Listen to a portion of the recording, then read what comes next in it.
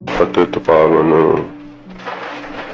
जागदी जोत धन साहिब श्री गुरु ग्रंथ साहिब जी महाराज सतगुरु जी दी परम कृपालता सदका आप जी सतसंगत दियां कड़ियां दा सुख मान रहे हो। चौजी पातशाह अमृत के दाते सरबंस दानी धन गुरु गोबिंद सिंह साहिब जी महाराज सतगुरु जी ने जिस स्थान ते महान बख्शिशां कीतियां, गरीब नवाज सतगुरां ने श्री गुरु ग्रंथ साहिब जी नूं गुरियाई तख्त बख्शिश कीता। आप सतगुरु जी ज्योति जोत समाए ऐसा सतगुरां दा पवित्र स्थान तख्त सचखंड श्री हजूर श्री अबचल नगर साहिब विखे आप जी नूं दर्शन दीदारियां दा सुभाग समा प्राप्त होया है। सतसंगी जन बड़े प्यार नाल सतगुरां दे हजूर जुड़ बैठे है। अज वड्डे वेले तो बरखा हो रही है, पावस ऋतु है।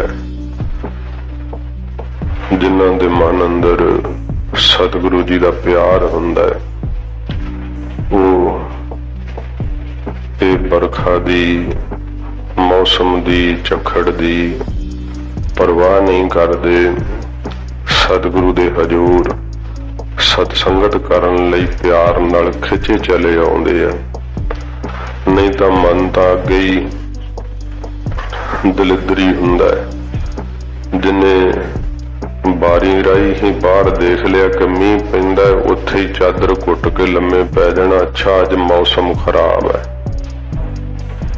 मौसम की खराब है, अंदरों मन नहीं खराब हुंदा है, वो बहाने लभदा हुंदा है। महाराज ने कहा झक्खड़ झागी मीहो वरसै धी गुर देखण जाई। तामी गुरु साहब दा दर्शन वेखण वास्ते जाना। गुरु गोबिंद सिंह साहब जी महाराज ने एक दिन एक कला वरताई। कुछ प्रेमी कहंदे महाराज जी की करिए साथों ना तुहाडे दर्शनां तो बिना रहा नहीं जांदा। बड़ा प्यार लग गया तुहाडे दर्शनां दा। सतगुरु जी ते फिर सच उघेड़ दिंदे आ गरीब नवाज। महाराज सच्चे पातशाह कहंदे असा सिखो संगत करया करो। महाराज जी साडा तां बड़ा प्यार है तुहाडे दर्शन दे करन विच। महाराज ने फिर ऐसा स्वांग वरताया। महाराज एक दिन हीर रांझे दा प्रसंग सुनाउण लग गए ते दूजा दिन होया महाराज मिर्जा साहबां दा प्रसंग सुनाता, सस्सी पुन्नू दा प्रसंग सुनाता। भाई गुरदास साहब जी ने भी इन्हां दे प्रमाण दिते है। वो दुनियावी आशिकी है, पर महाराज ने फिर यही शब्द वरत के आख्या आशिक यह ना आखी है। वो रब दे आशिक है, परमेश्वर दे आशिक है। जदों महाराज 3 दिन इस तरह के प्रसंग सुनाए ते अगले दिन चंगा मीह पिया, बहुत मीह पिया। ते जेड़े फिर कहंदे सी महाराज तुहाडे दर्शनां तो बिना रहा नहीं जांदा, वो सोचण लगे चलो छड्डो परां, महाराज ने कोई सस्सी पुन्नू दा ही प्रसंग सुनाउणा होना ते रहण दिन्ने। अज मीह भी बड़ा पैंदा ते की जाना है। जदों ना गए फिर सतगुरां जी दे कोल जदों गए हन दर्शन करन, किते 2 दिन बाद महाराज कहंदे सिखो भी तुहानूं ते प्यार बड़ा सी दर्शनां दा ते आए नहीं कल। महाराज मीह बड़ा पैंदा सी। महाराज कहंदे आशिकां नूं मीह नहीं रोक सकदा। वो जिहड़ी सस्सी सी ओनूं किते नदी ने रोक लिया सीगा, वो ते कच्चे घड़े ते ही तर गई सी। दुनियावी आशिकी है।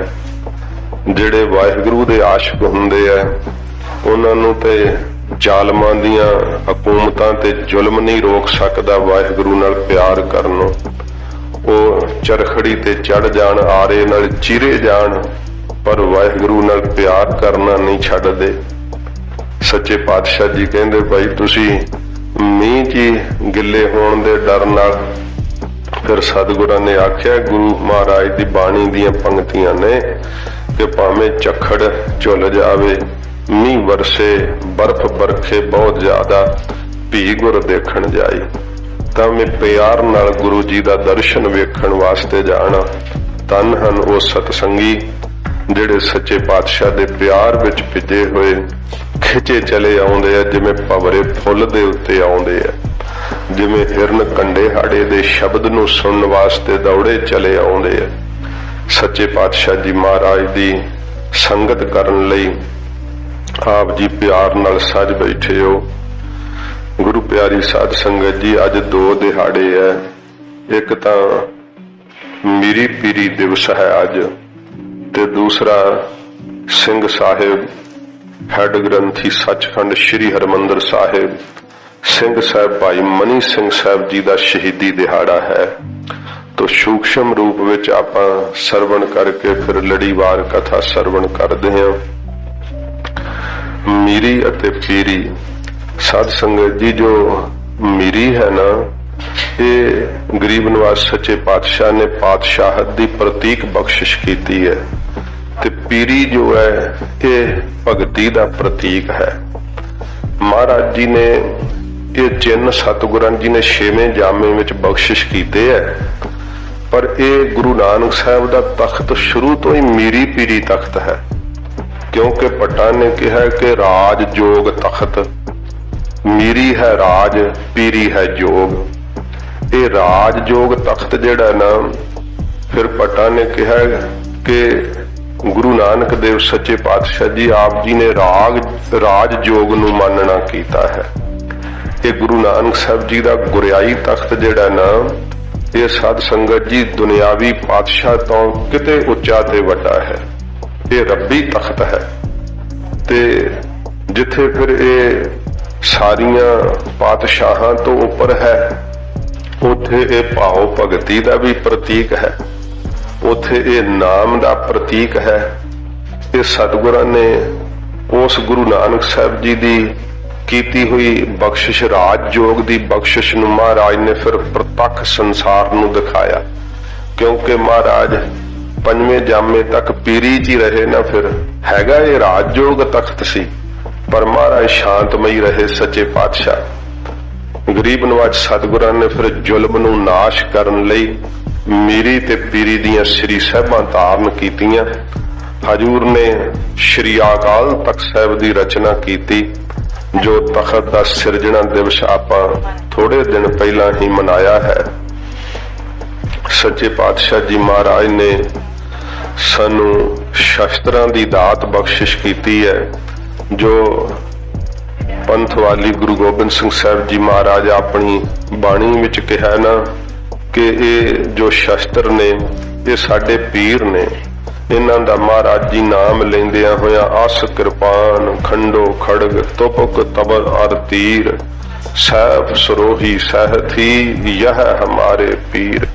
ਫਿਰ ਕਿਹਾ ਮਹਾਰਾਜ ਇਹ ਤੀਰ, ਇਹ ਸ਼ਸਤਰ, ਸੈਫ, ਇਹ ਮਹਾਰਾਜ ਕਿਰਪਾਨ ਕੋਈ ਹੋਰ ਨਹੀਂ, ਤੀਰ ਤੁਹੀ ਸਹਿਥੀ ਤੁਹੀ ਤਬਰ ਤਰਵਾਰ, ਨਾਮ ਤਿਹਾਰੋ ਜੋ ਜਪੈ ਭਏ ਸਿੰਧ ਪਵ ਪਾਰ। ਸਤਿਗੁਰੂ ਜੀ ਆਪ ਜੀ ਨੇ ਕਾਲੀ ਦੀ ਉਸਤਤ ਲਿਖੀ ਹੈ, ਮਹਾਰਾਜ ਕਹਿੰਦੇ ਨਹੀਂ ਭਈ ਅਸੀਂ ਤਾਂ ਉਹਦੀ ਸ਼ਕਤੀ ਦੀ ਉਸਤਤ ਲਿਖੀ ਹੈ। ਕਾਲ ਤੁਹੀ ਕਾਲੀ ਤੁਹੀ ਤੇਗ ਅਰ ਤੀਰ। ਮਹਾਰਾਜ ਤੂੰ ਹੀ ਤੇਗ ਹੈ, ਤੂੰ ਹੀ ਤੀਰ ਹੈ, ਤੂੰ ਹੀ ਨਿਸ਼ਾਨੀ ਜੀਤ ਕੀ, ਤੂੰ ਹੀ ਜਿੱਤ ਦੀ ਨਿਸ਼ਾਨੀ ਹੈ, ਤੂੰ ਹੀ ਜਿੱਤ ਦੀ ਤੁਜਾ ਹੈ। ਆਜ ਤੂੰ ਹੀ ਜਗਬੀਰ, ਤੂੰ ਹੀ ਜਗਤ ਦਾ ਸਭ ਤੋਂ ਵੱਡਾ ਸੂਰਬੀਰ ਹੈ। ਇਹ ਵਾਹਿਗੁਰੂ ਦੀ ਉਸਤਤ ਕੀਤੀ ਹੈ ਸੱਚੇ ਪਾਤਸ਼ਾਹ ਨੇ। ਸ਼ਸਤਰਾਂ ਨੂੰ ਗਰੀਬ ਨਵਾਜ ਕਹਿੰਦੇ ਭਾਈ ਸ਼ਸਤਰ ਨਿਰੰਕਾਰ ਨੇ, ਪਰਮੇਸ਼ਰ ਸਰੂਪ ਹਨ। ਪੰਥਵਾਲੀ ਸਤਿਗੁਰੂ ਜੀ ਦੇ ਸਤਿਕਾਰਯੋਗ ਦਾਦਾ ਸਤਿਗੁਰੂ ਧੰਨ ਗੁਰੂ ਹਰਗੋਬਿੰਦ ਸਾਹਿਬ ਸੱਚੇ ਪਾਤਸ਼ਾਹ ਜੀ ਮਹਾਰਾਜ ਜੀ ਨੇ ਇਹ ਮੀਰੀ ਤੇ ਪੀਰੀ ਦਾ ਸਿਧਾਂਤ ਬਖਸ਼ਿਆ, ਜਿਸ ਨੂੰ ਸਤਿਗੁਰਾਂ ਨੇ ਦੇਗ ਤੇ ਤੇਗ ਦੇ ਰੂਪ ਵਿੱਚ ਸਾਧ ਸੰਗਤ ਜੀ ਆਪਣੇ ਖਾਲਸੇ ਨੂੰ ਬਖਸ਼ਿਸ਼ ਕੀਤਾ। ਜੋ ਦੇਗ ਹੈ ਨਾ, ਇਹ ਭਗਤੀ ਦੀ ਪ੍ਰਤੀਕ ਹੈ। ਤੇਗ ਸਾਧ ਸੰਗਤ ਜੀ ਬਾਦਸ਼ਾਹਤ ਦੀ ਪ੍ਰਤੀਕ ਹੈ। ਜਿਹੜਾ ਗੁਰੂ ਘਰ ਆਉਂਦਾ ਨਾ ਚੱਲ ਕਰਕੇ, ਉਹਦੇ ਲਈ ਸਾਧ ਸੰਗਤ ਜੀ ਦੇਗ ਦੇ ਲੰਗਰ ਵਰਤਦੇ ਆ। ਤੇ ਜੇ ਕੋਈ ਜਰਵਾਣਾ ਚੜ ਕੇ ਆ ਜਾਏ, ਫਿਰ ਜ਼ਾਲਮ ਦੀ ਭਖਿਆ ਵਾਸਤੇ ਮਹਾਰਾਜ ਨੇ ਤੇਗ ਵੀ ਬਖਸ਼ਿਸ਼ ਕੀਤੀ ਹੈ। ਦੋਵੇਂ ਹੀ ਲੰਗਰ ਨੇ ਗੁਰੂ ਘਰ ਵਿੱਚ। ਹੁਣ ਤਾਂ ਛਕਣ ਵਾਲੇ ਤੇ ਹੈ ਵੀ ਉਹਨੇ ਕੀ ਇੱਛਾ ਕਰਕੇ ਕਿਹੜਾ ਲੰਗਰ ਛਕਣਾ ਹੈ। ਜੇ ਤਾਂ ਗੁਰੂ ਕੀ ਸ਼ਰਨ ਵਿੱਚ ਆਉਂਦੇ ਆ ਤਾਂ ਫਿਰ ਦੇਗ ਦਾ ਲੰਗਰ ਇੱਥੇ ਚੱਲਦਾ ਹੈ। ਜੇ ਗੁਰੂ ਕਿਆਂ ਤੇ ਕੋਈ ਚੜ ਕੇ ਆ ਜਾਏ, ਫਿਰ ਦਸਵੇਂ ਪਾਤਸ਼ਾਹ ਨੇ ਤੇਗ ਦਾ ਲੰਗਰ ਵੀ ਕਿਹਾ। ਮਹਾਰਾਜ ਜੀ ਨੇ ਉੱਥੇ ਜਦੋਂ ਭੀਮ ਚੰਦ ਨੇ ਉਹ ਧਮਕੀ ਭਰਿਆ ਪੱਤਰ ਲਿਖਿਆ ਸੀ ਨਾ, ਤਾਂ ਮਹਾਰਾਜ ਜੀ ਨੇ ਉਹਨੇ ਧਮਕੀ ਦਿੱਤੀ ਸੀ ਬਹੁਤ ਵੱਡੀ ਕਿ ਆਨੰਦਪੁਰ ਸਾਹਿਬ ਛੱਡ ਕੇ ਚਲੇ ਜਾਓ, ਨਹੀਂ ਤੇ ਸਭ ਕੁਝ ਉਜਾੜ ਦੇਵਾਂਗਾ, ਕੈਦ ਪਾ ਲਾਂਗਾ, ਸਾਰੀ ਉਮਰ ਛੁੱਟ ਨਹੀਂ ਸਕੋਗੇ। ਤੇ ਮਹਾਰਾਜ ਜੀ ਨੇ ਫਿਰ ਪੱਤਰ ਦਾ ਉੱਤਰ ਦਿੱਤਾ ਸੀ। ਸਤਿਗੁਰੂ ਜੀ ਕਹਿੰਦੇ ਭੀਮ ਚੰਦ ਰਾਜਾ, ਤੂੰ ਹੁਣ ਚੜ ਕੇ ਆ ਜੇ, ਆਪਣੇ ਮਾਂ ਦੇ ਕੁੱਖ ਤੋਂ ਜਨਮ ਲਿਆ। ਇਹ ਗੁਰੂ ਸਾਹਿਬ ਦੇ ਕਹੇ ਹੋਏ ਵਾਕ ਸੀ। ਬਲੀ ਬਹਾਦਰ ਸਤਿਗੁਰਾਂ ਨੇ ਉੱਤਰ ਦਿੱਤਾ ਸੀ।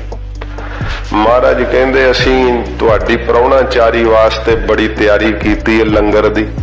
ਉੱਥੇ ਫਿਰ ਉਹ ਕਵਿਰਾਜ ਨੇ ਲਿਖਿਆ, ਮਹਾਰਾਜ ਨੇ ਜੋ ਪੱਤਰ ਲਿਖਵਾਇਆ ਨਾ, ਗੁਰੂ ਸਾਹਿਬ ਕਹਿੰਦੇ ਵੀ ਜਿਹੜੇ ਗੋਲੀਆਂ ਨਾ, ਗੋਲੀਆਂ ਸਿੱਖਾਂ ਸੂਰਮਿਆਂ ਦੇ ਸਿੰਘਾਂ ਦੇ ਬੰਦੂਕਾਂ ਦੇ ਅੰਦਰ, ਇਹ ਤਾਂ ਰਾਜਾ ਭੀਮ ਚੰਦ ਤੇਰੀ ਸੈਨਾ ਦੀ ਪ੍ਰਾਹੁਣਾਚਾਰੀ ਵਾਸਤੇ ਸ਼ੱਕਰਪਾਰੇ ਆ, ਇਹ ਸ਼ੱਕਰਪਾਰੇ ਵਰਤਾਵਾਂਗੇ। ਤੇ ਜਿਹੜੀਆਂ ਥਾਲੀਆਂ ਵਰਤਾਈ ਦੀਆਂ ਪੱਤਲਾਂ, ਉਹ ਮਹਾਰਾਜ ਕਹਿੰਦੇ ਸੂਰਮਿਆਂ ਦੀਆਂ ਢਾਲਾਂ ਨੇ। ਢਾਲਾਂ ਦੇ ਵਿੱਚ ਪਾ ਪਾ ਕੇ ਇਹ ਸਾਰਾ ਕੁਝ। ਫਿਰ ਮਹਾਰਾਜ ਕਹਿੰਦੇ ਜਿਹੜੇ ਸਾਡੇ ਖੱਪਰੇ ਤੀਰ ਹੈ, ਇਹ ਘਿਓ ਦੀਆਂ ਜਲੇਬੀਆਂ ਨੇ, ਦੇਸੀ ਘਿਓ ਦੀਆਂ ਜਲੇਬੀਆਂ। ਤੇ ਮਹਾਰਾਜ ਸਾਹਿਬ ਜੀ ਕਹਿੰਦੇ ਜਿਹੜੀ ਸ੍ਰੀ ਸਾਹਿਬ ਵਗੇਗੀ ਉਹ ਘਿਓ ਦੀ ਮਠਿਆਈ ਹੈ।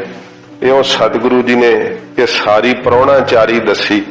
ਜਿਹੜਾ ਕੋਈ ਸਿਰ ਫਿਰਿਆ ਗੁਰੂ ਘਰ ਤੇ ਚੜ ਕੇ ਆਉਂਦਾ ਨਾ, ਉਹਦੇ ਵਾਸਤੇ ਫਿਰ ਇਹ ਲੰਗਰ ਹੈ ਤੇਗ ਦਾ। ਤੇ ਜਿਹੜਾ ਕੋਈ ਸ਼ਰਨਾਰਥੀ ਆਉਂਦਾ ਹੈ, ਭੁੱਖਾ ਆਉਂਦਾ ਹੈ, ਲੋੜਵੰਦ ਆਉਂਦਾ ਹੈ, ਉਹਦੇ ਲਈ ਫਿਰ ਸਤਿਗੁਰੂ ਜੀ ਦੇ ਘਰ ਦੇ ਅੰਦਰ ਸਾਧ ਸੰਗਤ ਜੀ ਇਹ ਦੇਗ ਦਾ ਲੰਗਰ ਹੈ। ਕੜਾਹ ਪ੍ਰਸ਼ਾਦ ਦੇਸੀ ਘਿਓ ਦਾ ਛਕਣ ਨੂੰ ਮਿਲਦਾ ਹੈ। ਫਿਰ ਲੰਗਰ ਭਾਂਤ ਭਾਂਤ ਦੇ ਛਕਣ ਨੂੰ ਮਿਲਦੇ ਹਨ। ਨੰਗਿਆਂ ਨੂੰ ਵਸਤਰ ਪ੍ਰਾਪਤ ਹੁੰਦੇ ਆ। ਇਹ ਸਤਿਗੁਰੂ ਸੱਚੇ ਪਾਤਸ਼ਾਹ ਜੀ ਮਹਾਰਾਜ ਨੇ ਮੀਰੀ ਤੇ ਪੀਰੀ ਦਾ ਸਾਨੂੰ ਸਿਧਾਂਤ ਬਖਸ਼ਿਸ਼ ਕੀਤਾ ਹੈ। ਵਿਸਥਾਰ ਤਾਂ ਬਹੁਤ ਹੈ, ਪਰ ਸਾਧ ਸੰਗਤ ਜੀ ਸਮਾਂ ਨਹੀਂ ਆਗਿਆ ਦਿੰਦਾ। ਸਿੰਘ ਸਾਹਿਬ ਭਾਈ ਮਨੀ ਸਿੰਘ ਸਾਹਿਬ ਜੀ ਗੁਰੂ ਗੋਬਿੰਦ ਸਿੰਘ ਸੱਚੇ ਪਾਤਸ਼ਾਹ ਜੀ ਮਹਾਰਾਜ ਦੀ ਚਰਨ ਛੋਹ ਪ੍ਰਾਪਤ, ਜਿਨ੍ਹਾਂ ਨੂੰ ਸਿੱਖੀ ਗੁਰੂ ਤੇਗ ਬਹਾਦਰ ਸੱਚੇ ਪਾਤਸ਼ਾਹ ਜੀ ਮਹਾਰਾਜ ਤੋਂ ਪ੍ਰਾਪਤ ਹੋਈ। ਸਾਧ ਸੰਗਤ ਜੀ ਐਸੀ ਅਨੋਖੀ ਸੇਵਾ ਗੁਰੂ ਘਰ ਦੀ ਸਿੰਘ ਸਾਹਿਬ ਭਾਈ ਮਨੀ ਸਿੰਘ ਸਾਹਿਬ ਨੇ ਕੀਤੀ। ਹਜੂਰ ਨੇ ਇਹਨਾਂ ਕੋਲੋਂ ਬਾਣੀ ਦੇ ਲਿਖਵਾਉਣ ਦੀ ਸੇਵਾ ਲਈ। ਆਖਿਆ ਮਹਾਰਾਜ ਜੀ ਏਡਾ ਵੱਡਾ ਕਾਰਜ ਹੈ। ਹਜੂਰ ਕਹਿੰਦੇ ਮਨੀ ਸਿੰਘ ਇਹ ਅਗੰਮੀ ਕਲਮ ਚੱਲੇਗੀ, ਤੈਨੂੰ ਤਾਂ ਵਾਹਿਗੁਰੂ ਨੇ ਵਡਿਆਈ ਬਖਸ਼ਿਸ਼ ਕਰਨੀ ਹੈ, ਕਾਰਜ ਤਾਂ ਪਰਮੇਸ਼ਰ ਨੇ ਆਪ ਹੀ ਕਰਨਾ ਹੈ। ਭਾਈ ਮਨੀ ਸਿੰਘ ਸਾਹਿਬ ਜੀ ਨੇ ਦਮਦਮਾ ਸਾਹਿਬ ਸਤਿਗੁਰੂ ਜੀ ਦੇ ਸ਼੍ਰੀ ਕੰਠ ਤੋਂ ਉਚਾਰਨ ਹੋਈ ਬਾਣੀ ਨੂੰ ਸਾਧ ਸੰਗਤ ਜੀ ਲਿਖਿਆ। ਮਹਾਰਾਜ ਜੀ ਨੇ ਗੁਰੂ ਪਿਤਾ ਜੀ ਦੀ ਬਾਣੀ ਚੜਾਈ ਸੀ। ਇੱਕ ਓੰਕਾਰ ਤੋਂ ਲੈ ਕੇ 18, 10, 20 ਤੱਕ ਸਤਿਗੁਰਾਂ ਨੇ ਸ਼੍ਰੀ ਗੁਰੂ ਗ੍ਰੰਥ ਸਾਹਿਬ ਜੀ ਦੀ ਬਾਣੀ ਲਿਖਵਾ ਕਰਕੇ ਤੇ ਸਰੂਪ ਦੀ ਸੰਪੂਰਨਤਾ ਮਹਾਰਾਜ ਜੀ ਨੇ ਦਮਦਮਾ ਸਾਹਿਬ ਕੀਤੀ ਗਰੀਬ ਨਵਾਜ ਨੇ।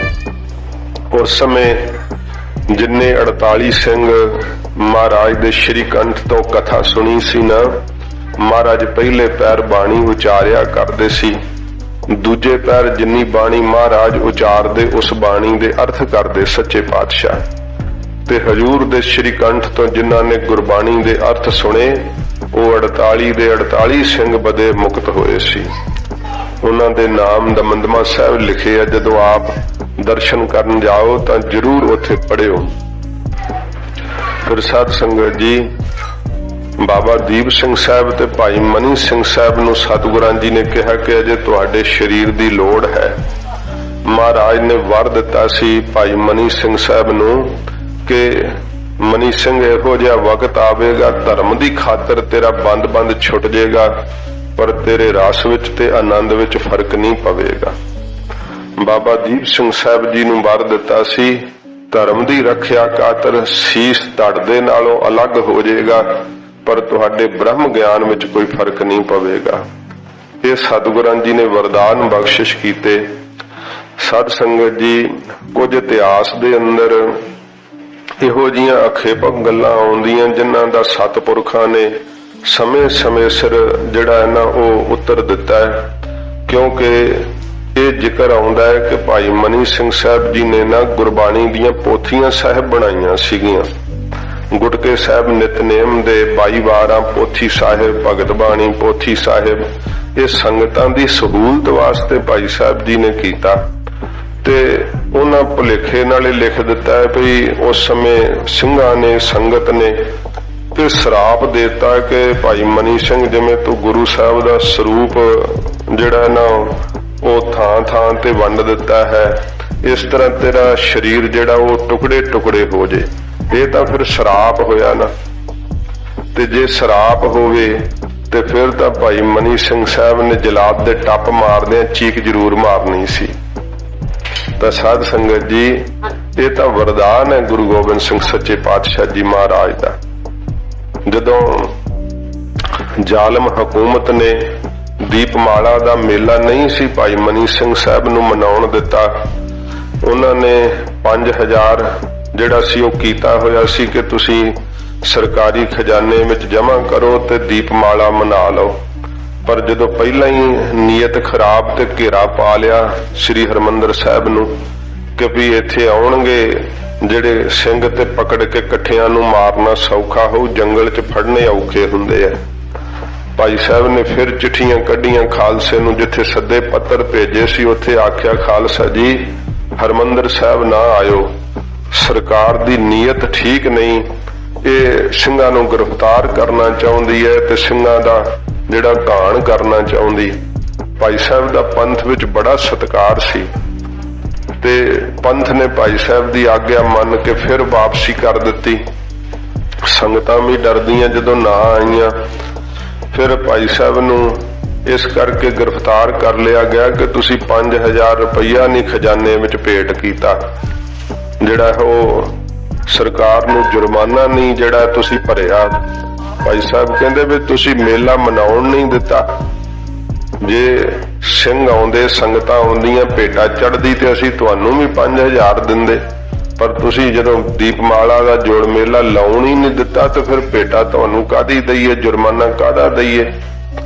ਭਾਈ ਸਾਹਿਬ ਨੇ ਜਦੋਂ ਇਹ ਨਹੀਂ ਦਿੱਤੀ ਮਾਇਆ, ਗ੍ਰਿਫਤਾਰ ਕਰਕੇ ਲਾਹੌਰ ਲਿਆਂਦਾ ਗਿਆ। ਭਾਈ ਸਾਹਿਬ ਨੂੰ ਦੀਨੇ ਇਸਲਾਮ ਕਬੂਲ ਕਰਨ ਲਈ ਤੇ ਸਮੇਂ ਬੜਾ ਹਕੂਮਤ ਨੇ ਦਬਾਅ ਪਾਇਆ। ਭਾਈ ਸਾਹਿਬ ਜੀ ਹੱਸਦੇ ਹੋਏ ਕਹਿੰਦੇ ਆ ਕਿ ਮੈਂ ਆਪਣੇ ਬਾਜਾਂ ਵਾਲੇ ਸਤਿਗੁਰੂ ਦੀ ਦਿੱਤੀ ਹੋਈ ਸਿੱਖਿਆ ਨੂੰ ਛੱਡ ਕੇ ਦੀਨੇ ਇਸਲਾਮ ਨੂੰ ਕਿਵੇਂ ਕਬੂਲ ਕਰ ਸਕਦਾ। ਹਾਂ, ਮੌਤ ਮੈਨੂੰ ਕਬੂਲ ਹੈ। ਤੇ ਭਾਈ ਸਾਹਿਬ ਨੂੰ ਫਤਵਾ ਦਿੱਤਾ ਕਿ ਇਹਨਾਂ ਦਾ ਜਿਹੜਾ ਸਰੀਰ ਦੇ ਟੁਕੜੇ ਕਰ ਦਿੱਤੇ ਜਾਣ। ਜਦੋਂ ਲਾਹੌਰ ਦੇ ਸਿੱਖਾਂ ਨੂੰ ਪਤਾ ਲੱਗਾ, ਇਕੱਠੇ ਹੋ ਕੇ ਲਾਹੌਰ ਦੇ ਸਿੱਖ ਭਾਈ ਸਾਹਿਬ ਨੂੰ ਮਿਲੇ। ਆਖਿਆ ਭਾਈ ਸਾਹਿਬ ਜੀ 5000 ਤਾਂ ਕੀ ਅਸੀਂ ਤੁਹਾਡੇ ਬਰਾਬਰ ਤੋਲ ਕੇ ਸੋਨਾ ਦੇ ਦਿੰਨੇ ਆ, ਪਰ ਤੁਹਾਨੂੰ ਸ਼ਹੀਦ ਨਹੀਂ ਹੋਣ ਦਿਆਂਗੇ।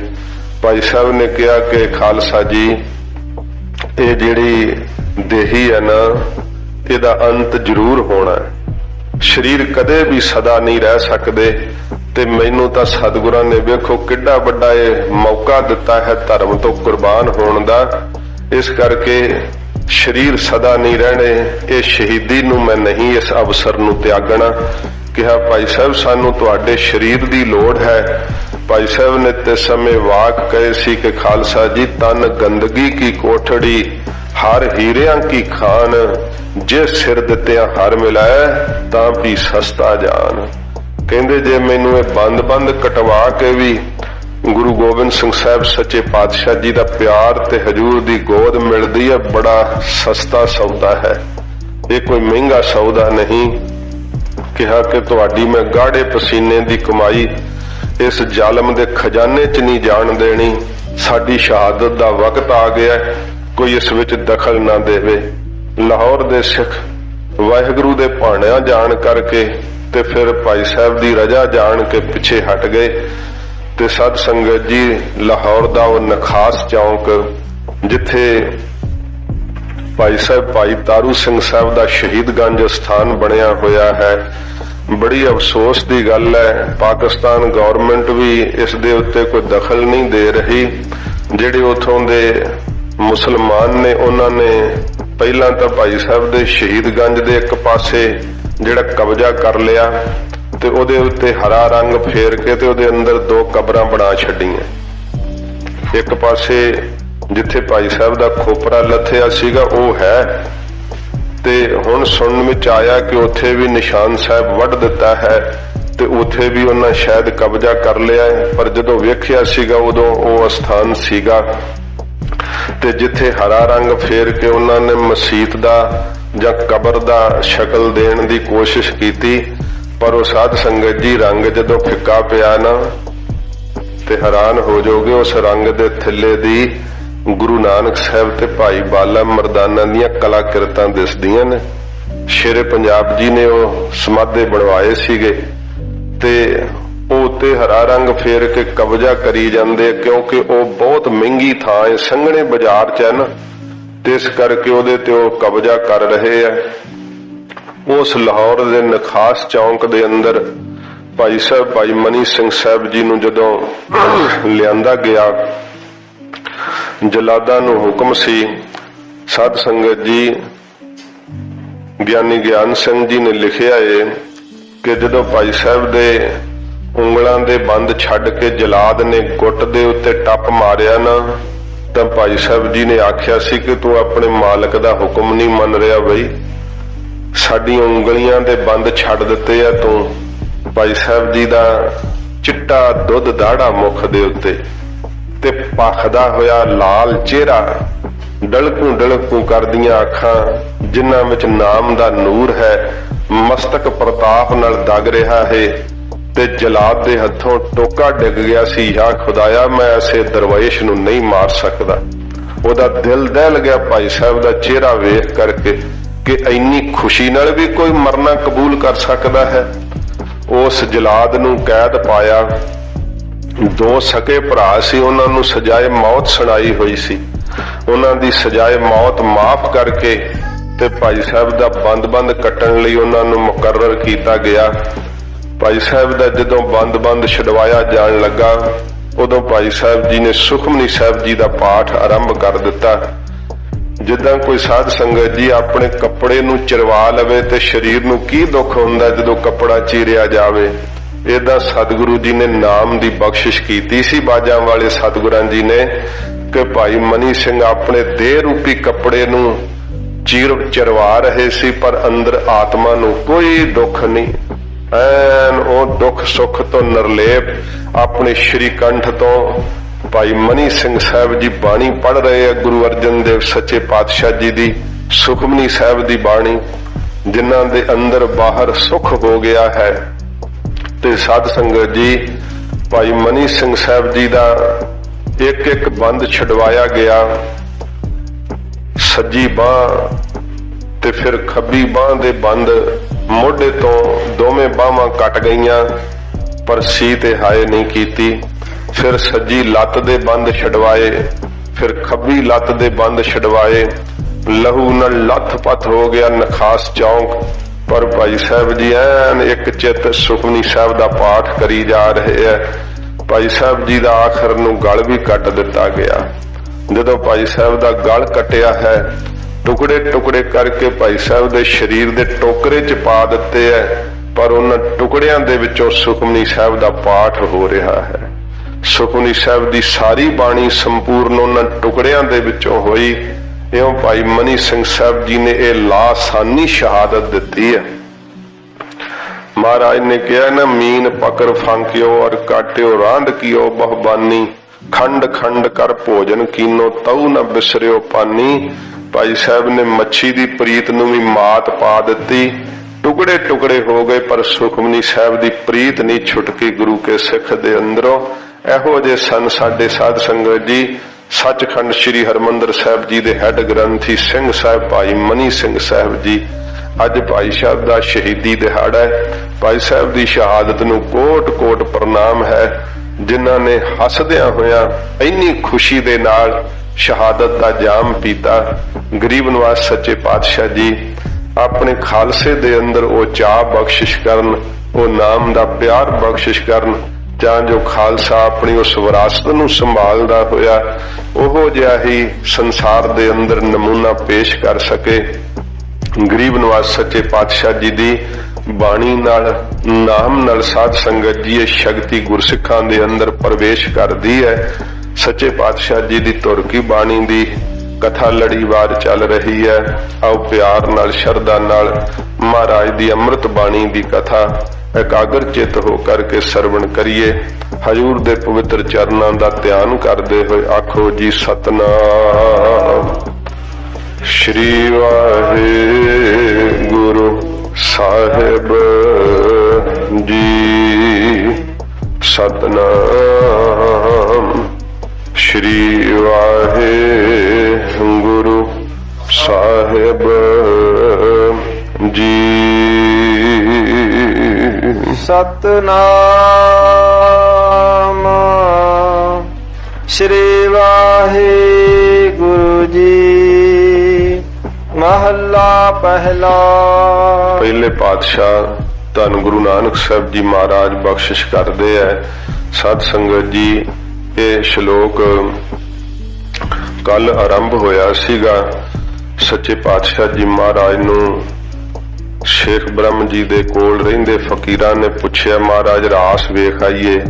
ਸਤਿਗੁਰਾਂ ਨੇ ਕਿਹਾ ਕਿ ਰਾਸ ਤਾਂ ਪਰਮੇਸ਼ਰ ਵੱਲੋਂ ਆ, ਸਾਰਾ ਸੰਸਾਰ ਹੀ ਰਾਸ ਹੀ ਪੈ ਰਹੀ ਹੈ।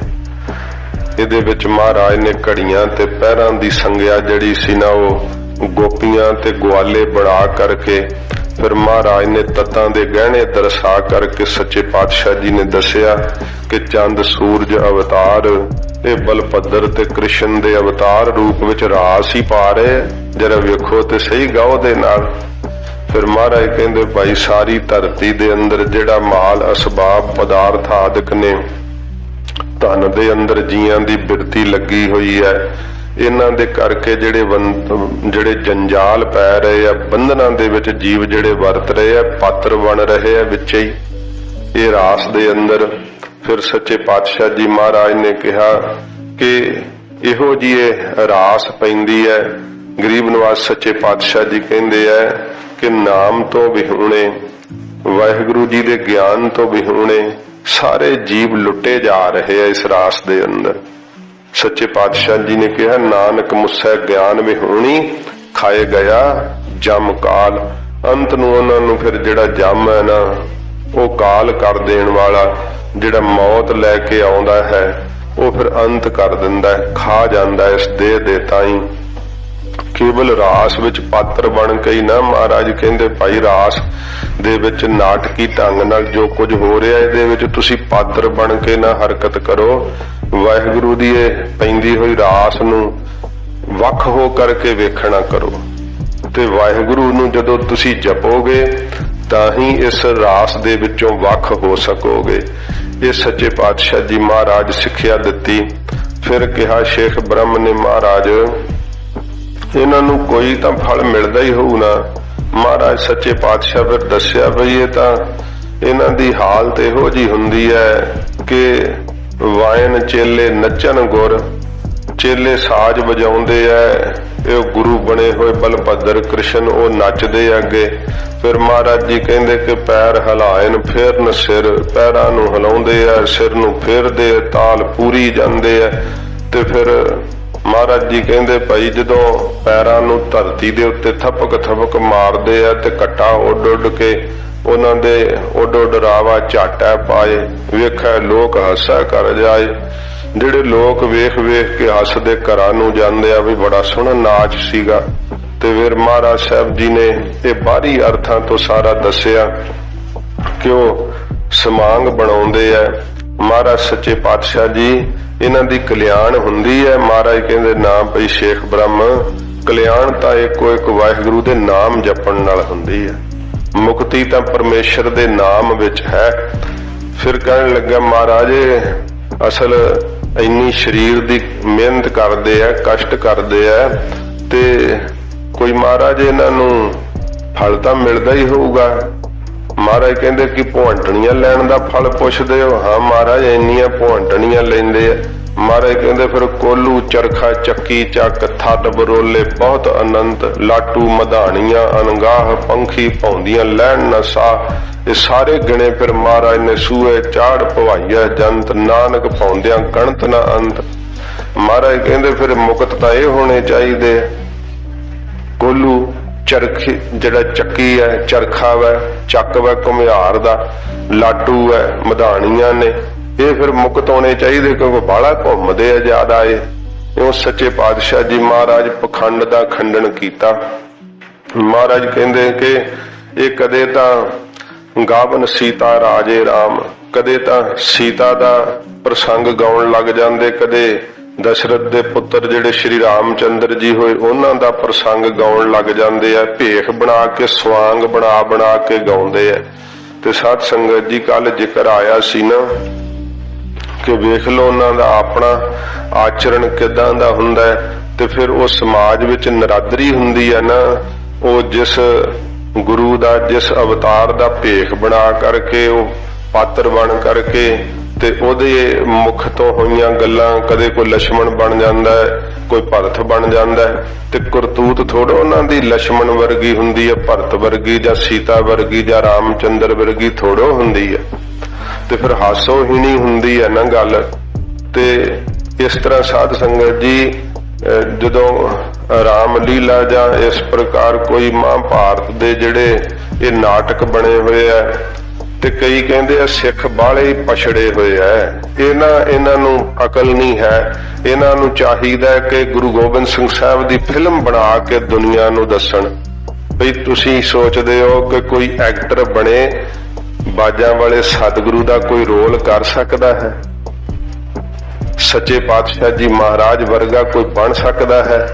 ਜੇ ਕੋਈ ਰੋਲ ਕਰ ਲਵੇ ਤੇ ਸਾਧ ਸੰਗਤ ਜੀ ਐਕਟਰ ਜਿਹੜਾ ਹੈ ਉਹਦੀ ਨਿੱਜੀ ਜ਼ਿੰਦਗੀ ਕਿਹੋ ਜਿਹੀ ਹੈ, ਤੇ ਸਿੱਖ ਕੌਮ ਕਦੇ ਵੀ ਕਿਸੇ ਨੂੰ ਗੁਰੂ ਗੋਬਿੰਦ ਸਿੰਘ ਸਾਹਿਬ ਦੇ ਰੂਪ ਵਿੱਚ ਨਾਟਕੀ ਤੌਰ ਤੇ ਵੀ ਬਰਦਾਸ਼ਤ ਨਹੀਂ ਕਰ ਸਕਦੀ, ਕਿਉਂਕਿ ਗੁਰੂ ਗੋਬਿੰਦ ਸਿੰਘ ਸਾਹਿਬ ਹਨ। ਸਤਿਗੁਰੂ ਜੀ ਵਰਗਾ ਕੋਈ ਨਹੀਂ ਬਣ ਸਕਦਾ। ਤੇ ਇਸੇ ਕਰਕੇ ਹਾਸੋਹੀਣੀ ਗੱਲ ਮਹਾਰਾਜ ਦੱਸਦੇ ਆ ਵੀ ਉਹ ਬੰਦੇ ਨੂੰ ਹੀ ਸੀਤਾ ਬਣਾਇਆ ਹੁੰਦਾ ਤੇ ਫਿਰ ਉਹੋ ਹੀ ਸਿਗਟਾਂ ਪੀ ਰਿਹਾ ਹੁੰਦਾ ਹੈ। ਦੱਸੋ ਜਦੋਂ ਨਾਟਕ ਪੂਰਾ ਕਰ ਲੈਂਦੇ ਫਿਰ ਉਹ ਸਾਧ ਸੰਗਤ ਜੀ ਬਦ ਫੈਲੀਆਂ ਕੁਕਰਮ ਕਰਦੇ ਆ। ਪਰ ਵੇਖੋ ਇਹ ਸਾਡੀ ਬਦਕਿਸਮਤੀ ਹੈ ਕਿ ਕਾਰਟੂਨਾਂ ਦੀ ਵੀ ਜੇ ਸਾਨੂੰ ਪੁੱਛੋ ਤਾਂ ਇਹ ਇਜਾਜ਼ਤ ਨਹੀਂ ਹੋਣੀ ਚਾਹੀਦੀ ਕਿ ਗੁਰੂ ਸਾਹਿਬਾਂ ਦੇ ਕਾਰਟੂਨ ਵੀ ਬਣਨ ਜਾਂ ਗੁਰੂ ਕੇ ਖਾਲਸੇ ਦੇ ਸਿੰਘਾਂ ਦੇ ਕਾਰਟੂਨ ਬਣਨ। ਇਹ ਕੋਈ ਕਾਰਟੂਨ ਸਾਧ ਸੰਗਤ ਜੀ ਉਹ ਵੀ ਸਤਿਕਾਰ ਵਾਲੀ ਕੋਈ ਗੱਲ ਥੋੜੋ ਹੈ। ਤੇ ਇਹ ਤਾਂ ਚਾਹੁੰਦੇ ਆ ਕਿ ਸਾਨੂੰ ਇਹ ਜਿਹੜਾ ਨਾ ਸਿੱਖ ਅਦਾਰਿਆਂ ਵੱਲੋਂ ਆਗਿਆ ਮਿਲੇ ਤੇ ਅਸੀਂ ਕੋਈ ਜਿਹੜਾ ਨਾ ਕਿਸੇ ਔਰਤ ਕੋਲੋਂ ਮਾਤਾ ਗੁਜਰ ਕੌਰ ਜੀ ਦਾ ਪਾਤਰ ਬਣਾ ਕੇ ਰੌਲ ਕਰਾਉਣਗੇ ਤੇ ਕਿਵੇਂ ਸਿੱਖ ਕੌਮ ਬਰਦਾਸ਼ਤ ਕਰੇਗੀ। ਗੁਰੂ ਨਾਨਕ ਸਾਹਿਬ ਜੀ ਦੀ ਫਿਲਮ ਬਣਾਉਣ ਨੂੰ ਆ ਨਾਨਕ ਸ਼ਾਹ ਫਕੀਰ ਪਤਾ ਨਹੀਂ ਕੌਣ ਸੀਗੇ ਤੇ ਪਤਾ ਨਹੀਂ ਇਜਾਜ਼ਤ ਵੀ ਕੌਣ ਦੇ ਦਿੰਦੇ ਆ। ਅਸਲ 'ਚ ਬਦਕਿਸਮਤੀ ਤਾਂ ਇਹ ਹੈ ਜਿਨ੍ਹਾਂ ਨੂੰ ਸਿੱਖੀ ਦਾ ਗਿਆਨ ਨਹੀਂ, ਉਹ ਸਿੱਖੀ ਅਦਾਰਿਆਂ ਦੇ ਪ੍ਰਬੰਧਕ ਬਣ ਜਾਂਦੇ ਆ ਤੇ ਫਿਰ ਸਾਧ ਸੰਗਤ ਜੀ ਉਹ ਇਜਾਜ਼ਤ ਦੇ ਦਿੰਦੇ ਆ। ਗੱਲ ਤਾਂ ਇਹ ਹੈ ਕਿ ਜਿਨ੍ਹਾਂ ਨੂੰ ਧਰਮ ਦੀ ਵਿਵਸਥਾ ਪਤਾ ਹੈ ਉਹਨਾਂ ਦੇ ਹੱਥਾਂ ਵਿੱਚ ਹੀ ਗੁਰੂ ਘਰਾਂ ਦਾ ਪ੍ਰਬੰਧ ਚਾਹੀਦਾ ਹੈ, ਕਿਉਂਕਿ ਗੁਰੂ ਸਾਹਿਬ ਦੇ ਸਾਹਿਬਜ਼ਾਦੇ ਜਾਂ ਸਤਿਗੁਰੂ ਜੀ ਦੇ ਪਰਿਵਾਰ ਇਹ ਕੋਈ ਪਾਤਰ ਥੋੜੋ ਬਣ ਸਕਦਾ ਹੈ। ਸਾਡੀਆਂ ਮਾਤਾਵਾਂ ਦਾ ਕੌਣ ਰੋਲ ਕਰ ਸਕਦਾ? ਕਦੇ ਸਿੱਖ ਕੌਮ ਬਰਦਾਸ਼ਤ ਨਹੀਂ ਕਰੇਗੀ ਇਸ ਗੱਲ ਨੂੰ। ਕੁਝੀਆਂ ਹਰਕਤਾਂ ਤਾਂ ਕਰਦੇ ਆ ਸਾਧ ਸੰਗਤ ਜੀ, ਤੇ ਉਹ YouTube ਤੇ ਪਈਆਂ ਹੋਈਆਂ, ਜੇ ਰਿਲੀਜ਼ ਨਹੀਂ ਕਰਨ ਦਿੱਤੀਆਂ ਤੇ ਉਹਨਾਂ YouTube ਤੇ ਪਾ ਕੱਢੀਆਂ ਨੇ। ਇਸਲਾਮ ਨੇ ਮੁਹੰਮਦ ਸਾਹਿਬ ਦੀ ਅਜੇ ਤੱਕ ਤਸਵੀਰ ਨਹੀਂ ਬਣਾ ਕੇ ਦੱਸੀ ਹੈ। ਇਹ ਸਾਧ ਸੰਗਤ ਜੀ ਗੁਰੂ ਸਾਹਿਬ ਜੀ ਦੇ ਬਾਬਤ ਕਿਸੇ ਪ੍ਰਕਾਰ ਦੀ ਕੋਈ ਫਿਲਮਾਂਕਣ ਕਰਨਾ ਇਹ ਜਿਹੜਾ ਸਿੱਖ ਕੌਮ ਨੂੰ ਪਛੜਿਆ ਹੋਇਆ ਸਮਝਦੇ ਆ, ਪਰ ਸਾਧ ਸੰਗਤ ਜੀ ਸ਼ਬਦ ਦੀ ਰੌਸ਼ਨੀ ਵਿੱਚ ਪਛੜਿਆ ਹੋਇਆ ਵਿਚਾਰ ਨਹੀਂ, ਇਹ ਬੜਾ ਵਿਕਸਿਤ ਵਿਚਾਰ ਹੈ। ਕਿਉਂਕਿ ਗੁਰੂ ਸਾਹਿਬ ਸ਼ਬਦ ਰੂਪ ਨੇ, ਬ੍ਰਹਮ ਰੂਪ ਨੇ, ਨਿਰੰਕਾਰ ਰੂਪ ਨੇ, ਤੇ ਸਤਿਗੁਰੂ ਜੀ ਦਾ ਕੋਈ ਰੋਲ ਨਹੀਂ ਕਰ ਸਕਦਾ, ਕੋਈ ਮਨੁੱਖ ਨਹੀਂ ਮਹਾਰਾਜ ਜੀ ਦਾ ਰੋਲ ਕਰ ਸਕਦਾ।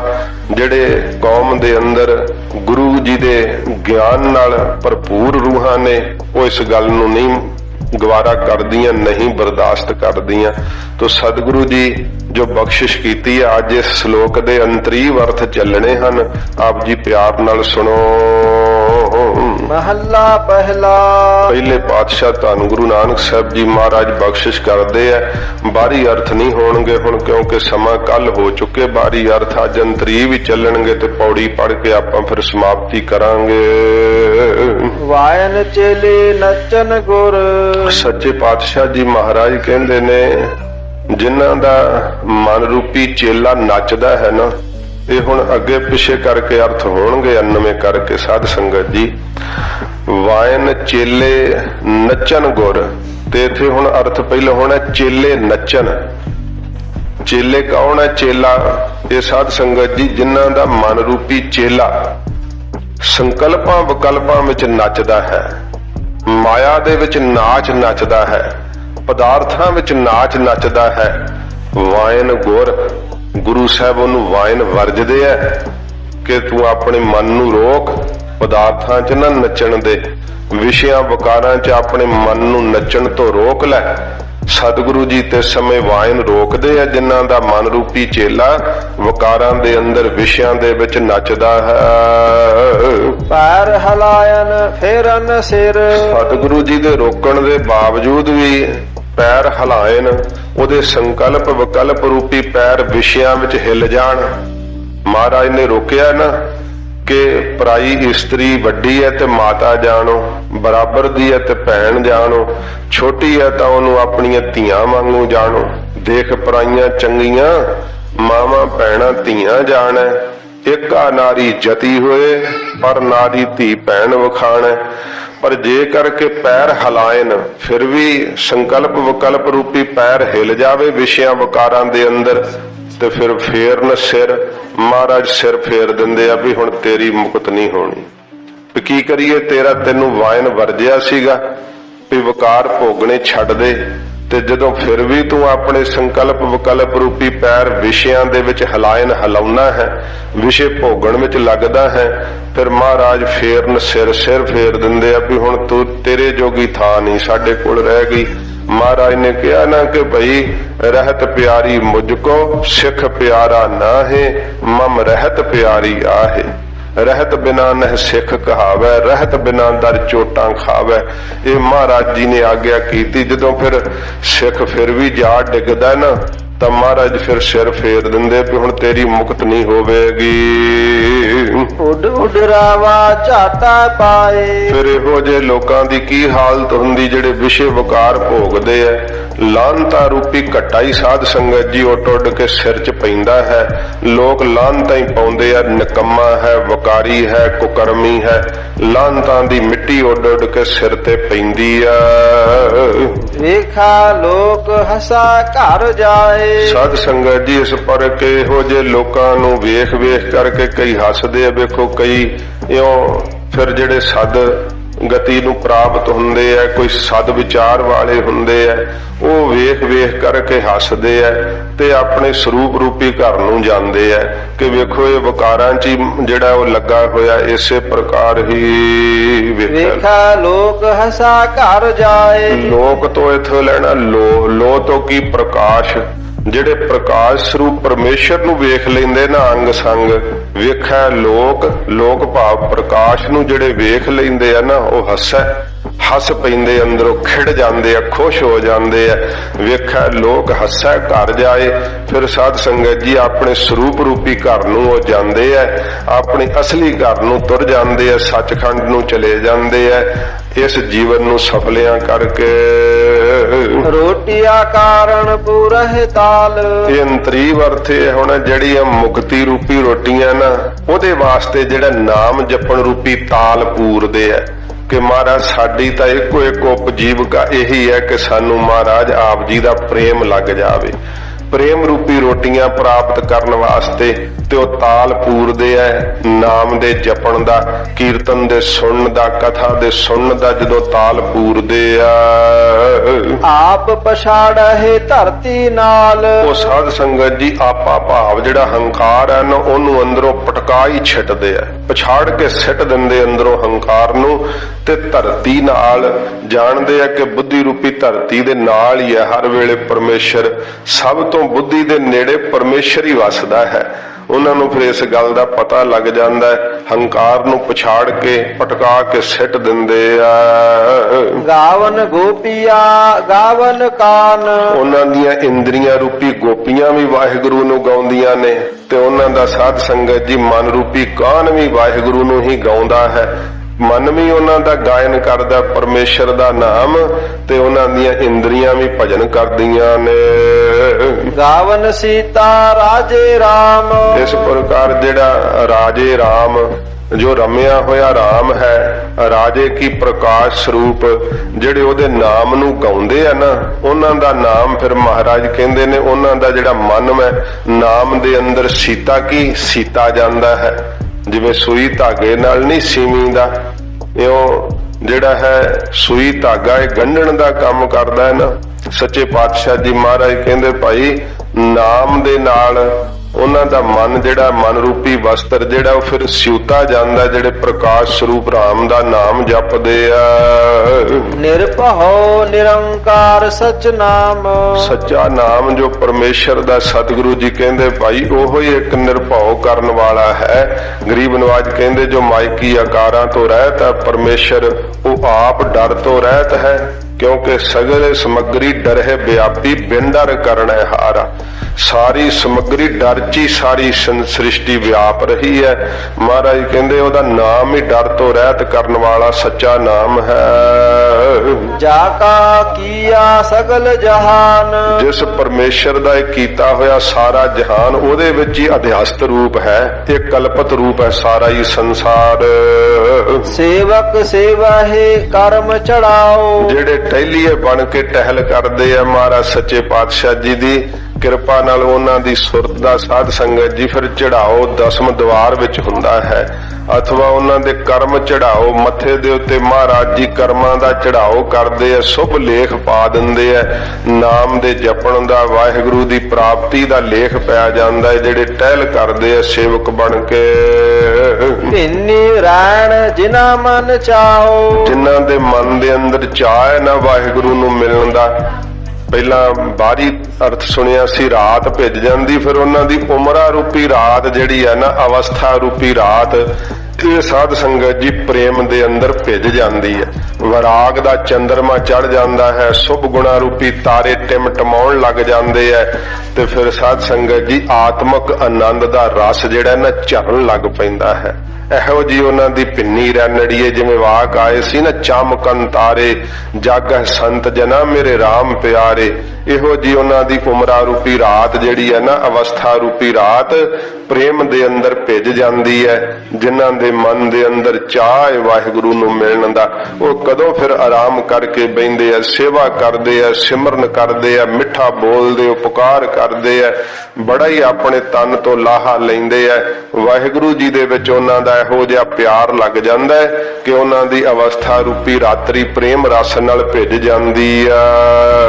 ਸਿੱਖੀ ਸਿੱਖਿਆ ਗੁਰ ਵਿਚਾਰ। ਜਿਹੜੀ ਸਤਿਗੁਰੂ ਜੀ ਦੀ ਸਿੱਖਿਆ ਦਾ ਵਿਚਾਰ ਕਰਨਾ, ਮਹਾਰਾਜ ਜੀ ਦੇ ਉਪਦੇਸ਼ ਦੀ ਵਿਚਾਰ ਕਰਨੀ, ਇਹੀ ਸਿੱਖੀ ਹੈ।